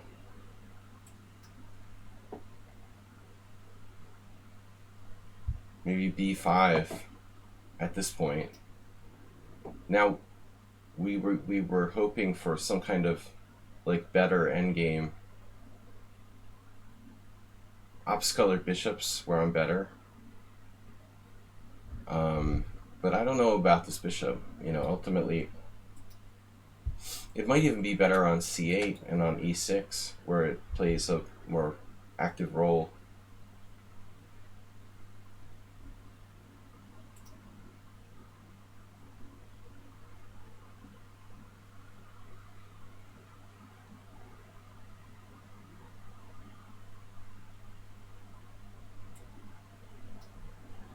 Never put your queen on a5.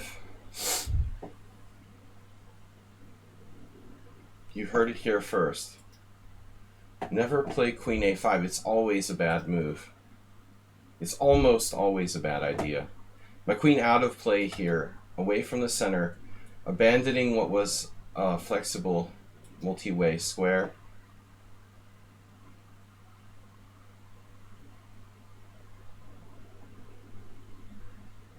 b4. Anybody?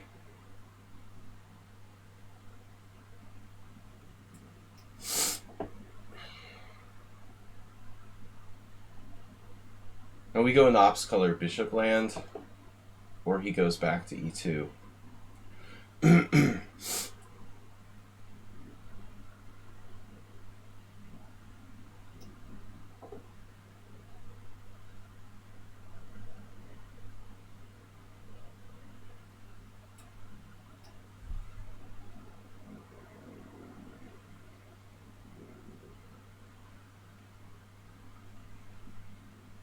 Black is slightly better.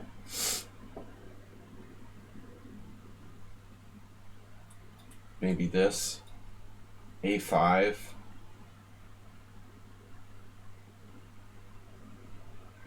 Please don't meme. I'm not playing queen A5.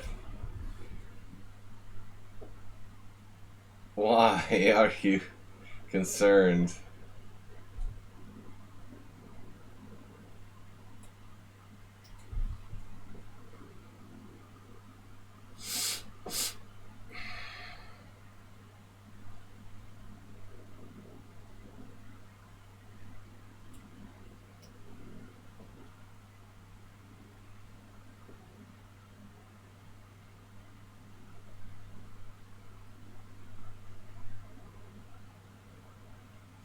Queen A5 is my fine gold. My fine gold meme.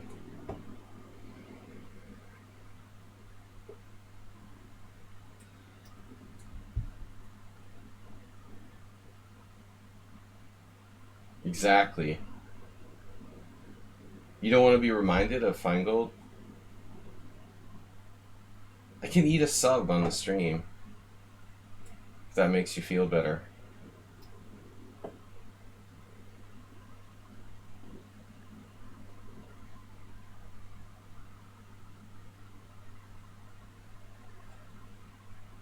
If that makes you feel at home.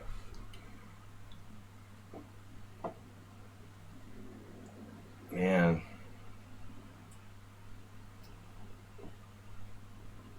Ooh, White's coming unglued, it looks like. Slightly.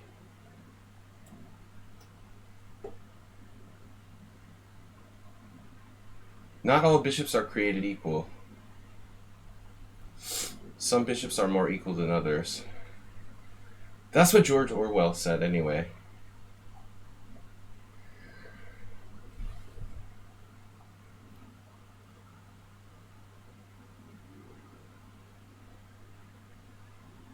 Bishop d4 check.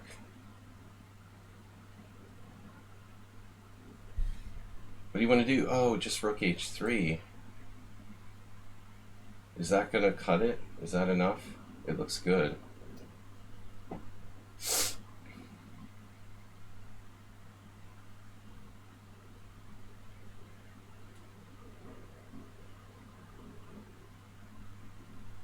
See, I told you queen a5 was bad. But I realized my mistake, like, immediately. He's going to get away?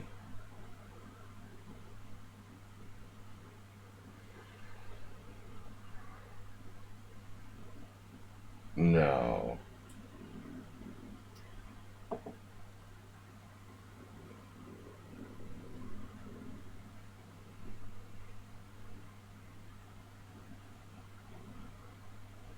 Escape from the planet of the apes. Yeah. He's losing at least a piece, right?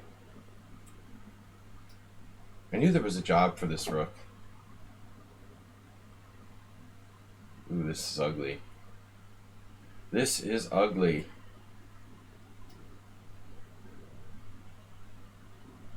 Is that a blunder? Did I blunder again? I didn't do it again, did I? I did it again. Can I sack my queen?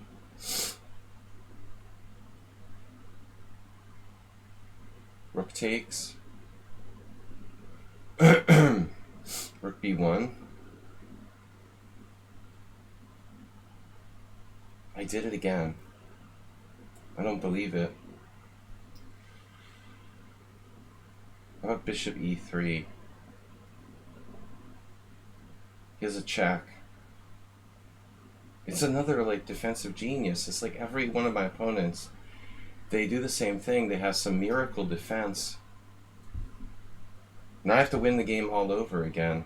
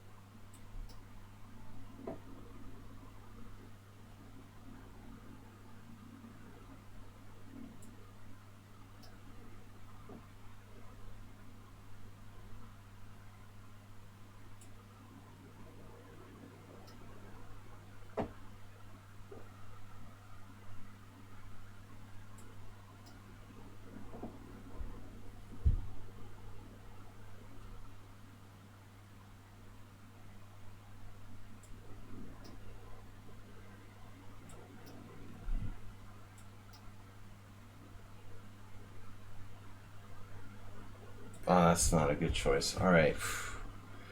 I let another one like get away. Oh man, he was dead and I let him live. That was so sick. Wow. I blundered the queen g5 check when he was completely lost. This is such a dumb move. Did I have a better way to win this? I could have sacked my queen? That's crazy. I didn't think I could. Wow, that's insane. I mean, there's a check on e7. I don't believe it. Rook a1, queen e7 check. I'm like, okay, I give up. I saw this much and I was like...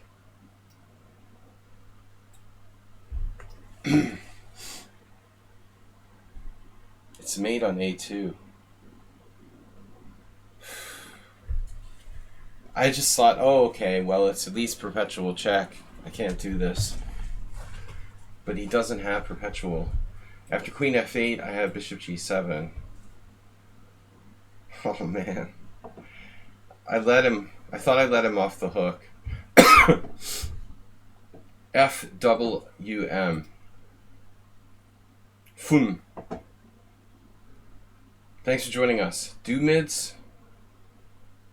Do mids.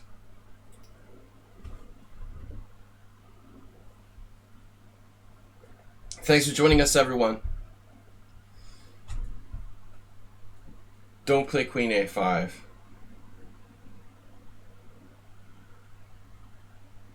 Five plus 3 challenges. I have about half an hour left in the stream. We should be able to get to these remaining challenges.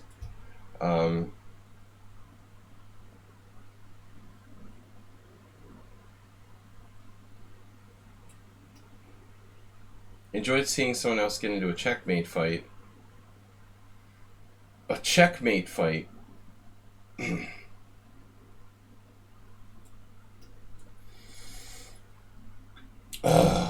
Not the stupid 4 knights. I don't want to play the 4 knights. Why am I playing classical openings? Please, just don't do that to me. Oh, man. Yeah, this is really boring. I hate this stuff.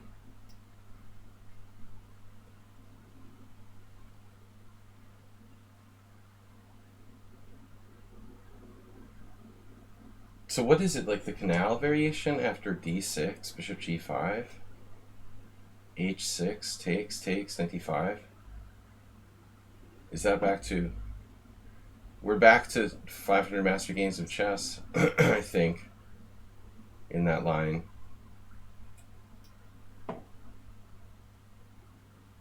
I don't know what this even is. Is this a Vienna game?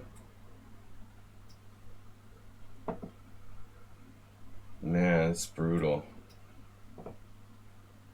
b4, you know, that's a bad move. Someone played that very similar idea against me recently.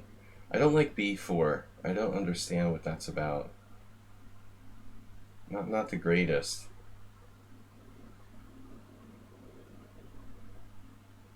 He's 1200 though.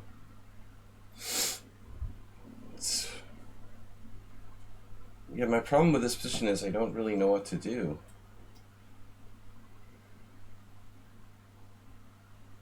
His knight on f3 and my knight on f6 are in the way of our f pawns. Like if we want to advance. So I mean, knight d4 is like a logical move. But in a way, it like kind of doesn't make sense because his knight is blocking his f pawn and it's blocking his queen. I'm like helping him free his position almost. He does the same thing now.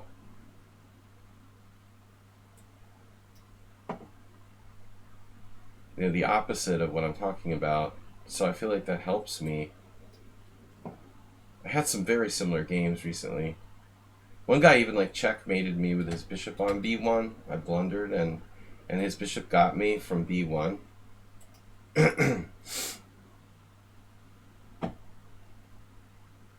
Mike's rating is definitely suspicious though. He's a hell of a 1200.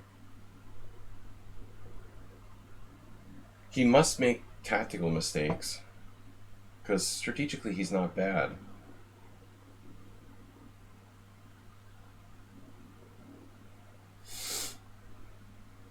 This is what I'm talking about, though. You know, I didn't want to free his knight from the blockage of his... See, now he's starting to back... He's going to backtrack. This knight is kind of a target, almost. Bad compared to a master, but he's not bad for 1200. You know.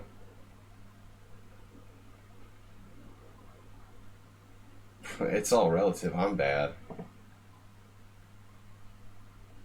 Putting the bishop on b2. Well, I mean, you know, you can draw some parallels to like the...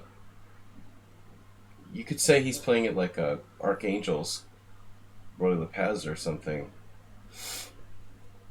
But I agree. I don't think in this specific position b4 was a good plan.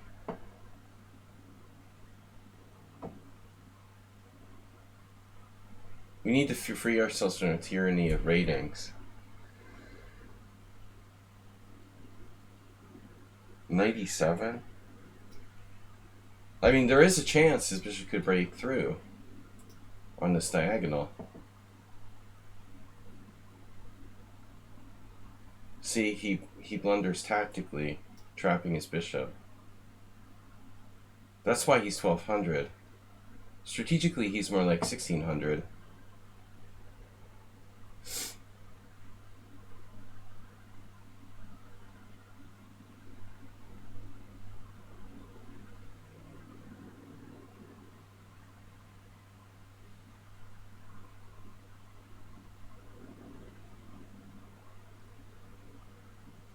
My rating is embarrassing. I gained rating points yesterday. Farming. Someone was joking I was farming by losing all my games. It's pretty funny. It's nice when you can farm rating points by losing. I've got to get my rating to a respectable level, though. I agree online ratings don't mean much, but at least we have to get back to like 25, 50 or something. It's 24, the 2438 is just like the lowest I've been since I started playing here 5 years ago.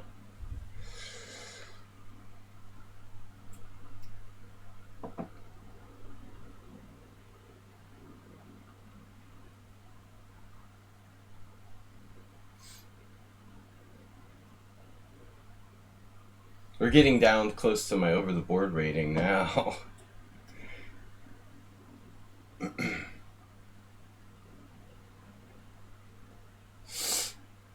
Nah. He just lost everything now.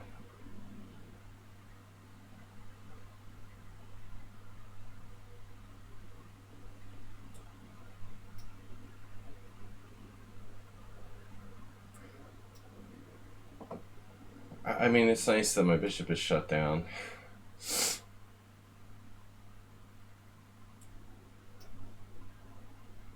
Anyway. Alright, we're gonna finish this off, and then, I'm just curious about the opening. You know, is that like,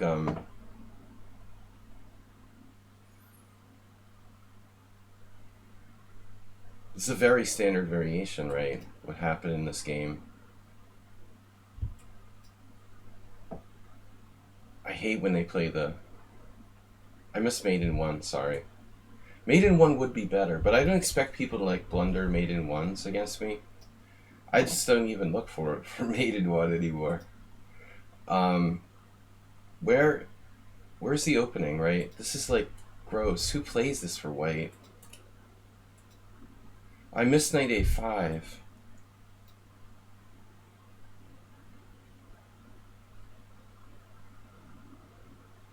It's a good question, you know, if knight a5 was the best move. I've played that in similar positions.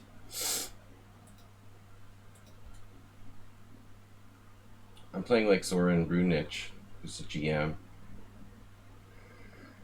And then here he played b4. Of course, this is a bad move. It was played by Yuri Vovk. Oh my god.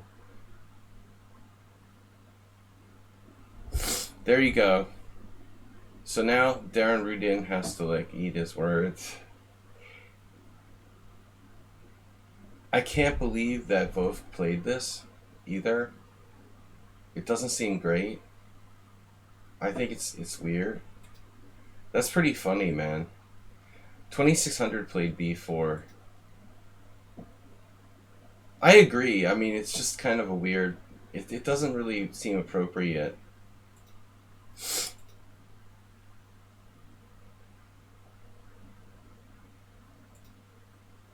So we transposed to some games. Samash Kozy Kozak. And this, yeah, this is a mistake. See, I didn't want to do knight d4. I don't like knight d5 for white. I think you free me a little bit. Straight out of Tartakover. Exactly. Alright, we got another challenge here. Lots of beginners today. This player has under 100 games. But I'll make an exception. He has like 60 games. I'll let it ride. I normally like people to have 100 games before I accept their challenges. But you have like 60 plus. You made an effort at least.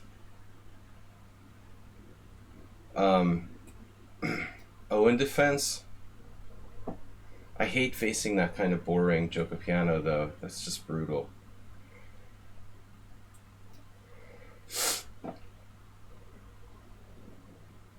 Joko, what is it? It's not really a Joko, right? It's a kind of Vienna game, or four knights. Not truly a Joko. Not without the pawn on c3. It's not a Joko piano. I guess you could call it an Italian game, but it doesn't seem right.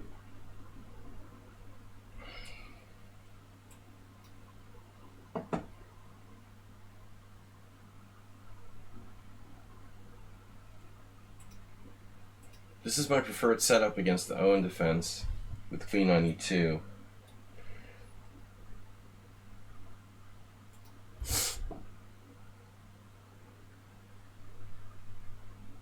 The longer he delays like playing c5 or d5, the more this is likely to be strong.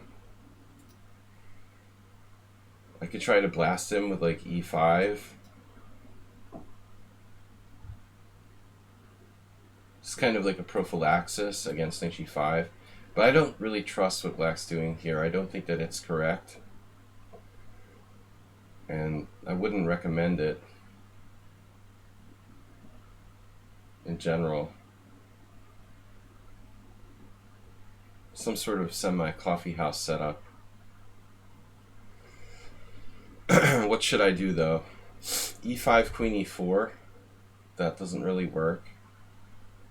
I can play e5, knight d5, c4, knight b4, bishop e4. I mean, here I just have a space advantage. On the other hand, like maybe I shouldn't. Maybe I should just play like c3.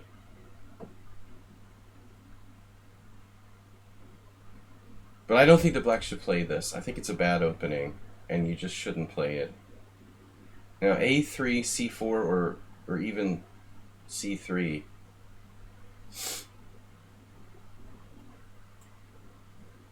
I guess he could try something crazy with g5, but this is definitely not good. Now black is pretty much lost immediately.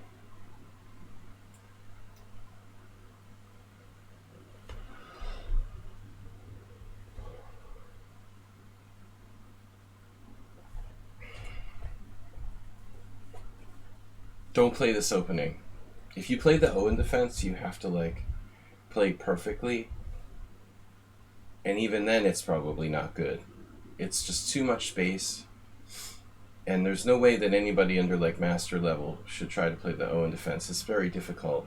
One of our regular viewers, Acerbate, used to play it, but it's just, you're really making your life difficult by trying to play this opening with black.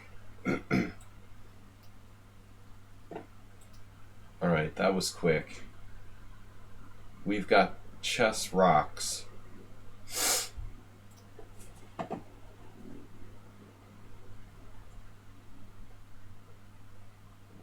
Komodo can play anything. I mean, But computers can play anything. I mean, you know, you can play bad openings. If you only make like 0 inaccuracies the whole game, subsequently it's okay. You can give peace odds to masters. You can play any opening you want if you can play perfectly after that. All right, let's continue with the theme of classical defense. But I'm speaking from the perspective of a chess coach. You know, I would never recommend people play the O in defense. You couldn't really pick a worse opening. I'm just like drooling when people play that against me. I have a plus score against grandmasters who played it against me. I mean, it's just, yeah, and there ain't too many of those. I think my record against grandmasters playing the O in defense against me is 2-0.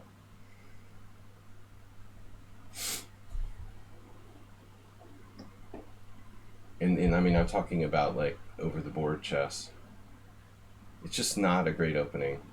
Christian Bauer can get away with it because he's like devoted his life to playing these like weird offbeat stuff, but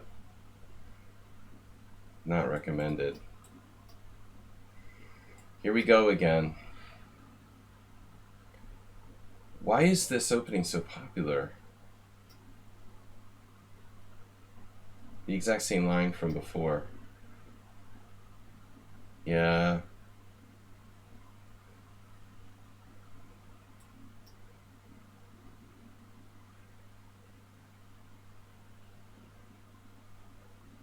This is just a gambit. I'm not really well versed on this. This is better than O in defense, but I still wouldn't recommend it. Playable. White has some compensation. White was supposed to play d5. Yeah, I mean, I know. But I mean, they play this, I guess. If this is some second-rate variation. Yeah, I mean, d5 is the main line. I remember I had a Blitz game against somebody, or maybe somebody on my stream. If White plays really tough here, he can almost have compensation for the pawn.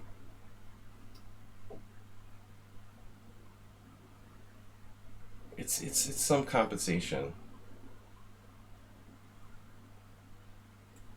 I guess it's not that bad. You know, from a perspective of recommending openings to people, like this is better than playing the O in defense.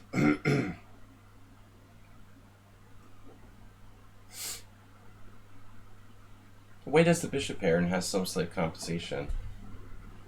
It's not that easy for black to win.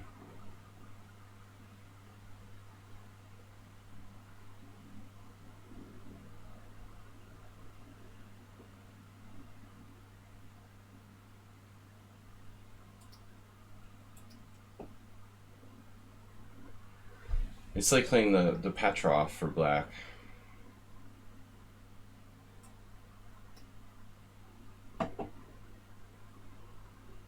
Now he has knight h4, actually. Wonder if that was a mistake. Look at the stuff he does, this guy. That's a computer move. Rook e3. Computers always do that in these type of lines.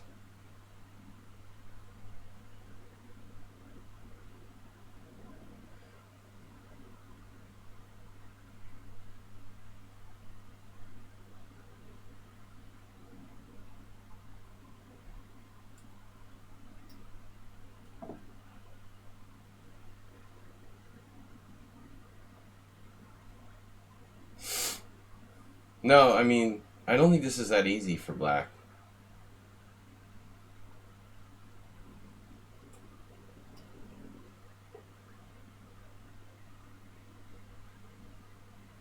Not sure he should make that exchange, though. Objectively, you're down a pawn and trading pieces isn't really what you want to do here. Still, White has compensation. Some compensation.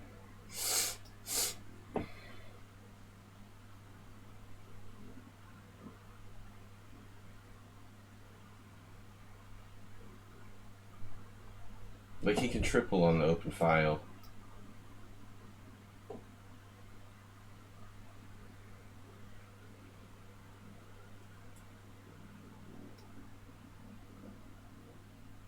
$1,700 and he reaches an endgame.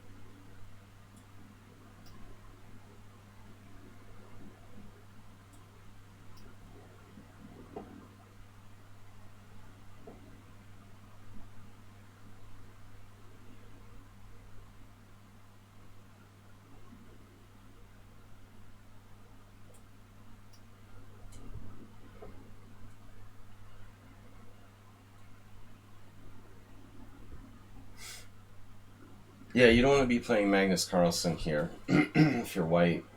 Against me, you probably have a chance.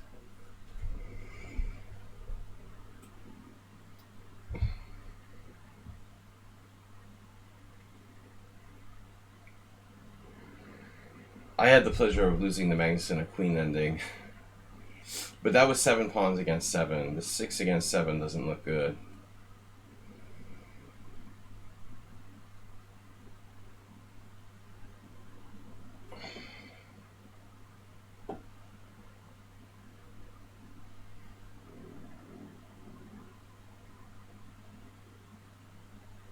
So what are we going to do?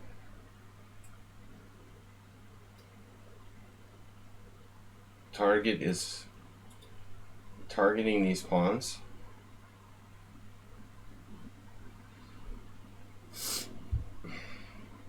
Not easy to win a queen ending, you know, 1 pawn up. This is a terrible blunder. Never trade queens into a pawn down, king and pawning game unless you're 100% sure it's a draw.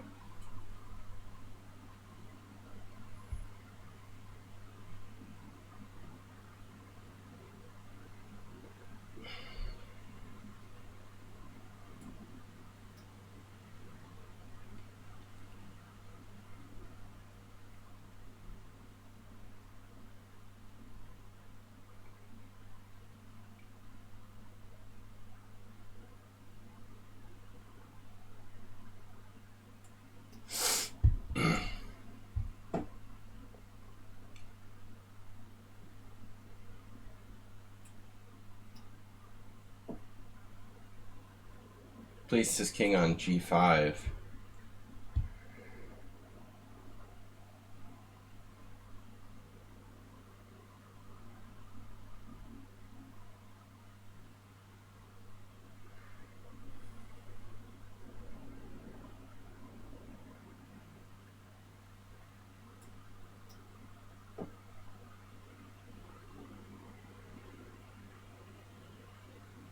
That's pretty wily, you know, a4.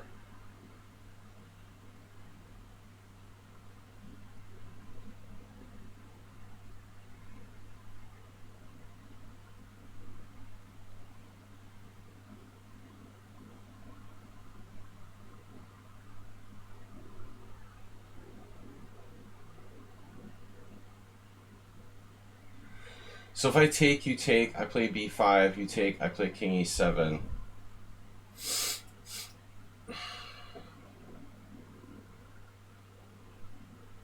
He can't get back. I'm going to get in the square of the pawn here. I step in the square of the pawn. And he can't get back in time to get into this square here.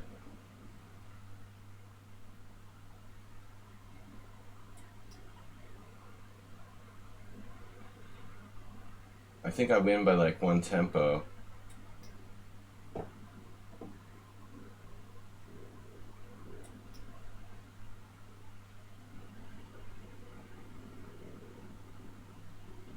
god. I don't. He's gonna queen? I don't believe it. He found h5 over the board. h5 draws.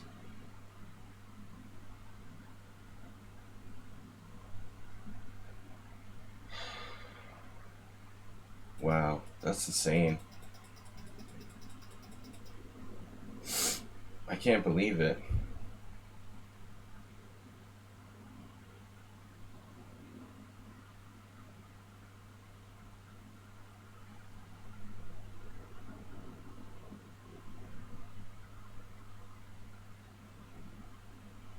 We'll have to check with the engine after the game.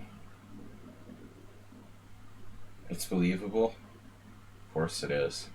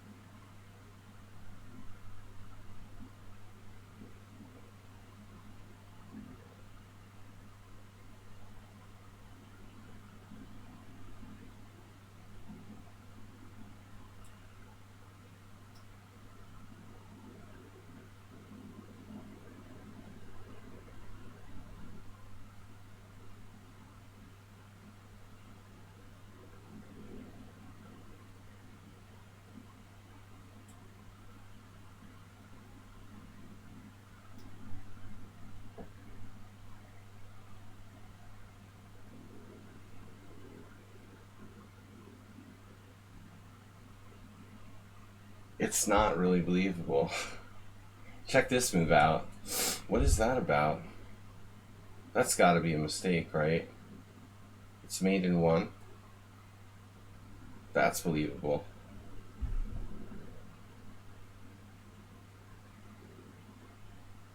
Oh yeah.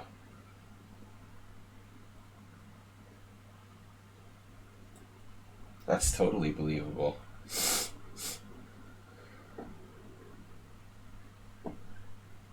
With a minute and 50 seconds left.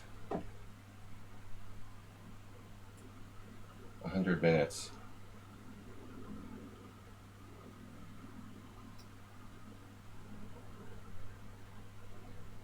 It does smell fishy. The amount of time he's used, he's 1700. Well, it's not a sus game, just the end game I'm talking about.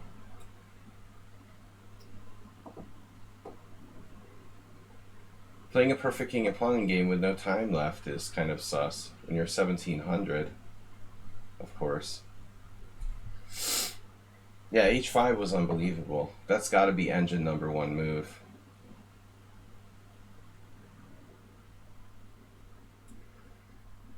The other move playing for mate there, using no time,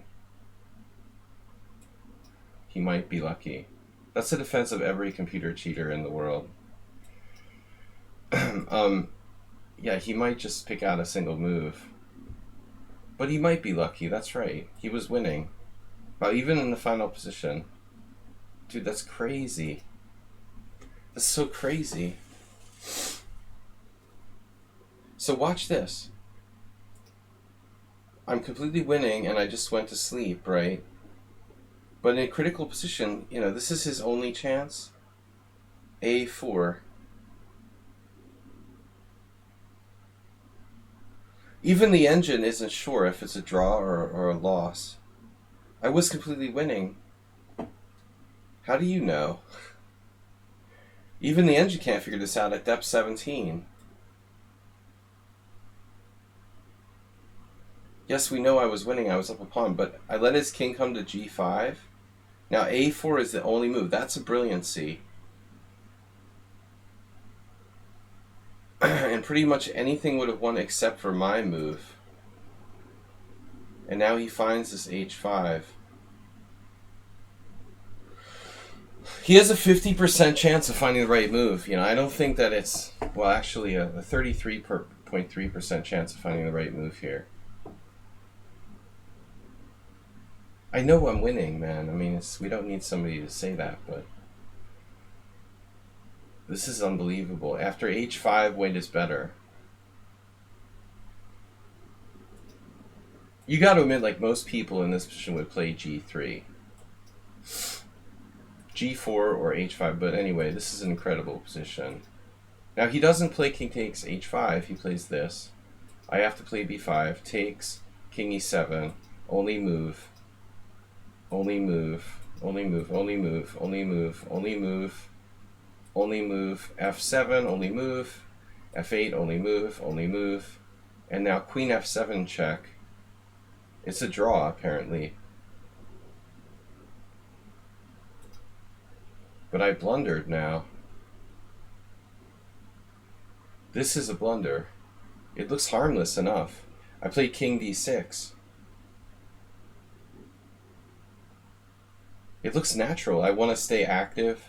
Why would I want to retreat my queen to my king to the back rank in this position? It looks crazy. Here. I'm lost after this. Wow. So he played for mate in 1, but this wasn't actually the best move. He has queen f4 check, king d7, and b6.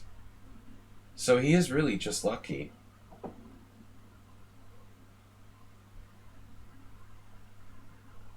But he finished the game with a higher center-pawn loss than me.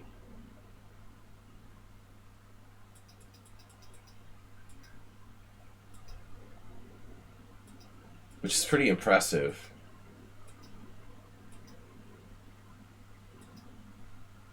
Now I'm lost, apparently. Or not? Maybe not. Maybe I'm not lost here. The engine on the graph claims I'm lost, but am I lost? No, I think this graph is wacky. It looks like I was lost for one move to that queen f4, but I'm actually not lost here. Like, this graph is not right. I'm not really lost in this position. The graph is claiming like plus 2 point something, but why? What win? There's no win here.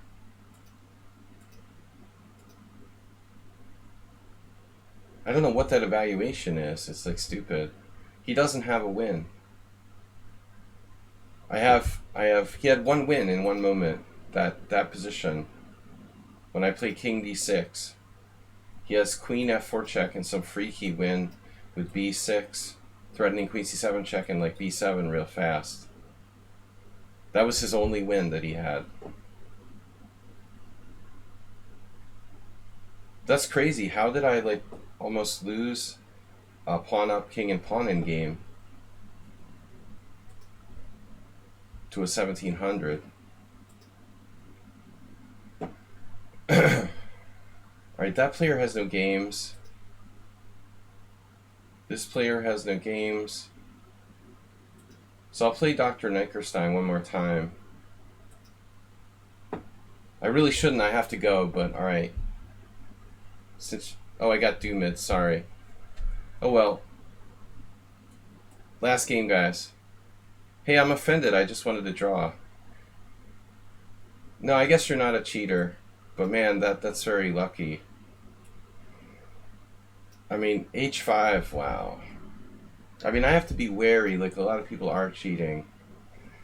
But I mean, it's a pretty amazing performance, you know. At the end of the day, against an IM, you have a lower center pawn loss than I did in that game.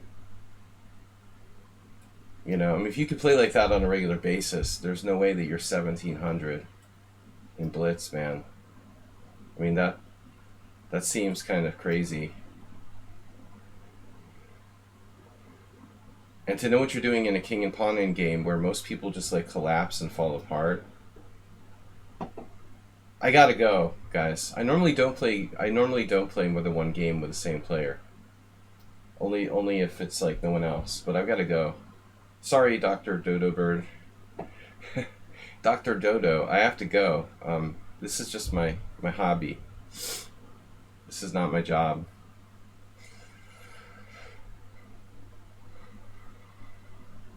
Wow, Dubins is giving up that bishop on c5.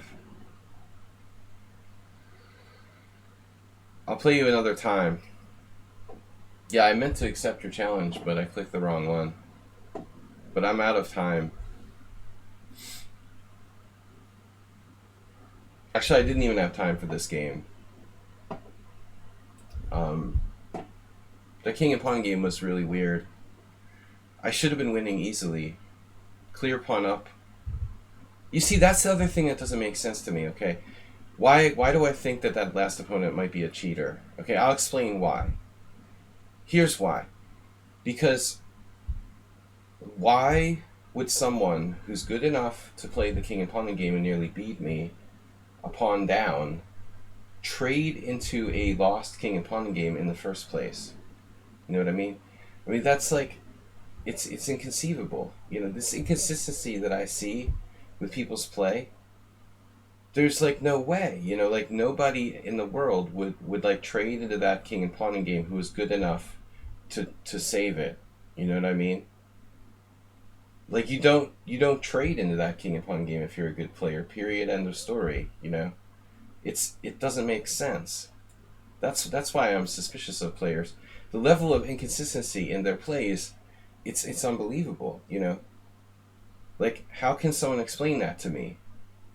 How can he be dumb enough to trade into a dead lost king and pawn game, then turn around and play the king and pawn game brilliantly? I mean, it's like it doesn't seem real. It's like I see this every day though, like insane inconsistency in people's play. That's almost unbelievable. There's no way a good player is trading queens going into that ending.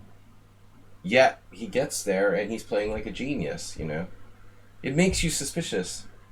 It makes you suspicious that people are like playing on their own and then they're like cherry picking moves from the engine. That's my point, exactly, Husky. If people wonder, oh, you think everyone's cheating, but you know, masters know. Ain't nobody who's a good player going into that king and pawn game in the first place and allowing a trade of queens. That's the thing that's suspicious. It just doesn't make sense. There are unbelievably people who actually do this, you know, but still I can't believe it, you know. I think it's the internet, you know. It's the internet and people learning chess on their own, and there are just insane levels of inconsistency that never used to exist previously. That's why I feel suspicious. I'm like, look, there's no way any self-respecting good player would trade queens there. Not in a million years.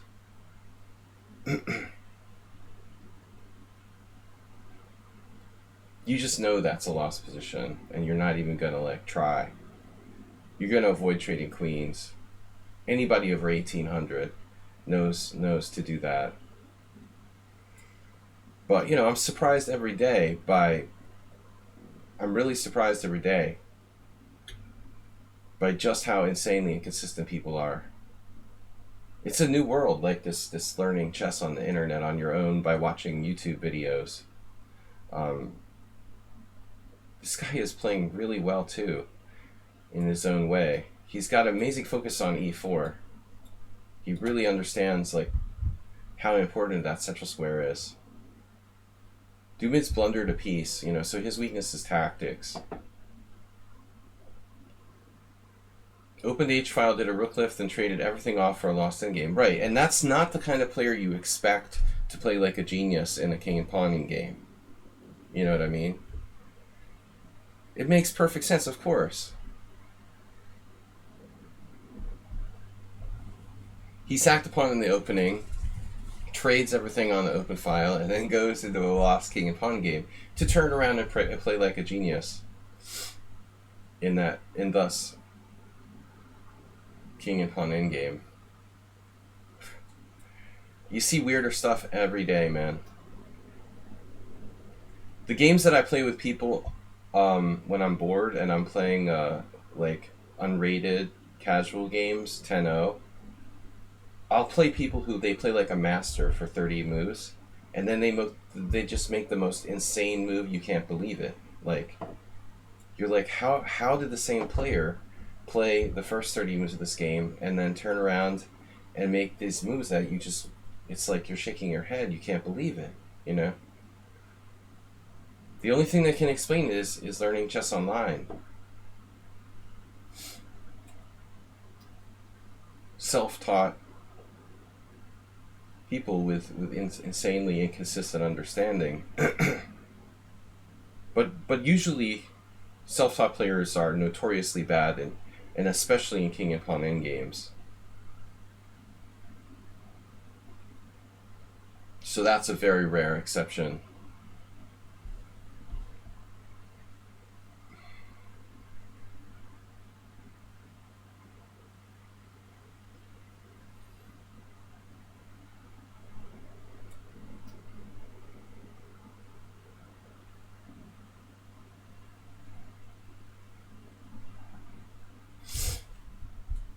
Call me the tactical buzzsaw. Does this work?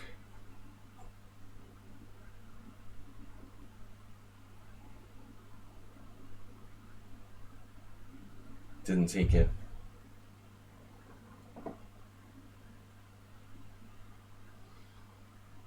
Yeah, well. He's hanging in there.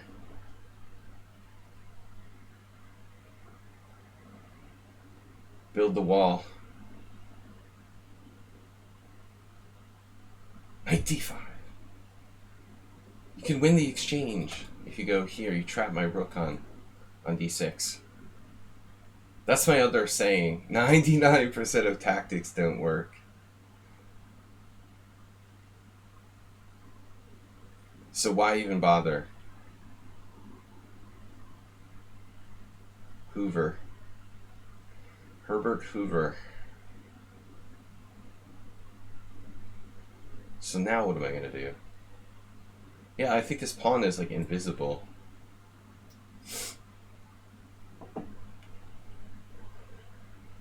I could have played this before.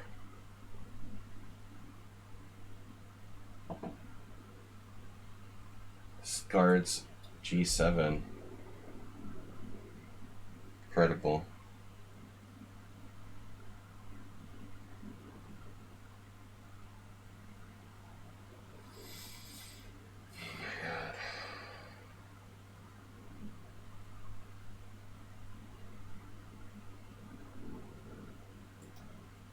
I guess f4.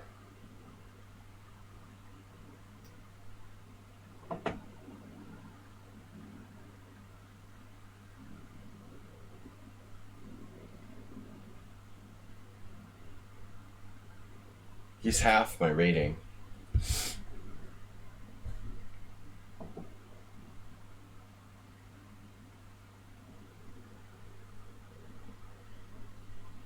This is another case where I'm impressed by people's like defensive skill.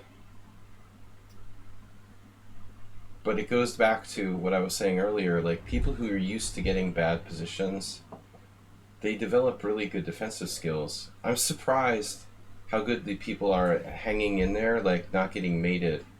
You're 1200 on chess.com. I'm very inconsistent. No, your lichess rating isn't so high, it's unbelievable. At all. I don't think so. I don't know how you could be 1200 on chess.com. Alright, black ran out of time, but he put up good resistance. You know, it looks bad, but when you consider the fact that my opponent is 1200, another bad game by me apparently. I have 91 CPL. I must have I missed 100 wins.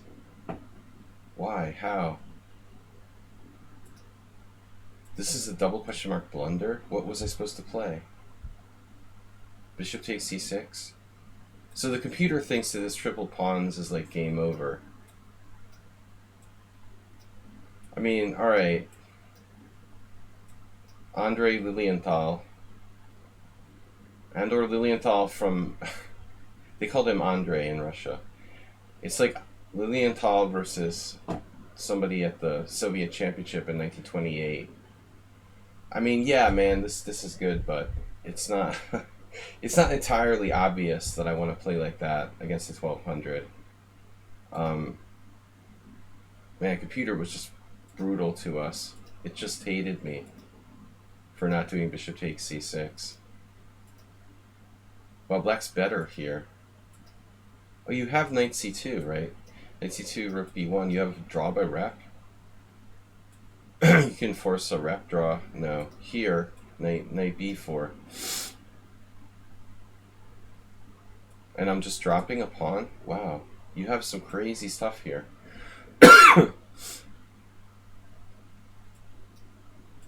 I really didn't believe this was possible. That's crazy. And you're forking me. So I completely messed this up. Yeah, I should go for the Lilienthal type of endgame. Originally you were self-taught and an old guy taught me to study endgames. Yeah, you've got to understand endgames, especially if you want to play blitz chess. Some people don't understand this. I had a blitz match yesterday where the guy basically like never let me get endgames, but for the most part, endgames are important at all speeds of chess, you know, especially even in like bullet and stuff, in fast time controls. Thanks everyone for playing. I gotta run. Check out the stream. I hope you enjoyed it. We will be back on Sunday with a simul here at 6:30 CET. Thanks to all the regulars and new viewers as well. We'll see you later, guys. I will play a 25 board simul on Sunday. I'm gonna do a raid here. Looks like Tranquilizer is streaming, so we might as well send in my viewers. So don't go anywhere.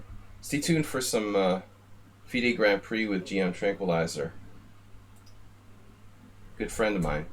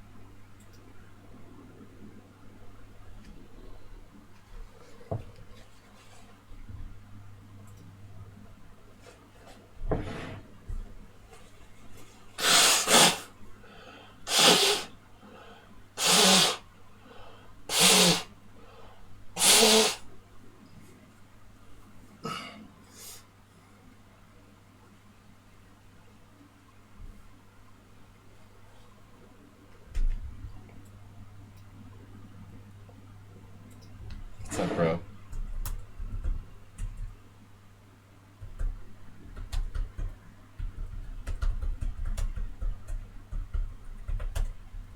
My double lead.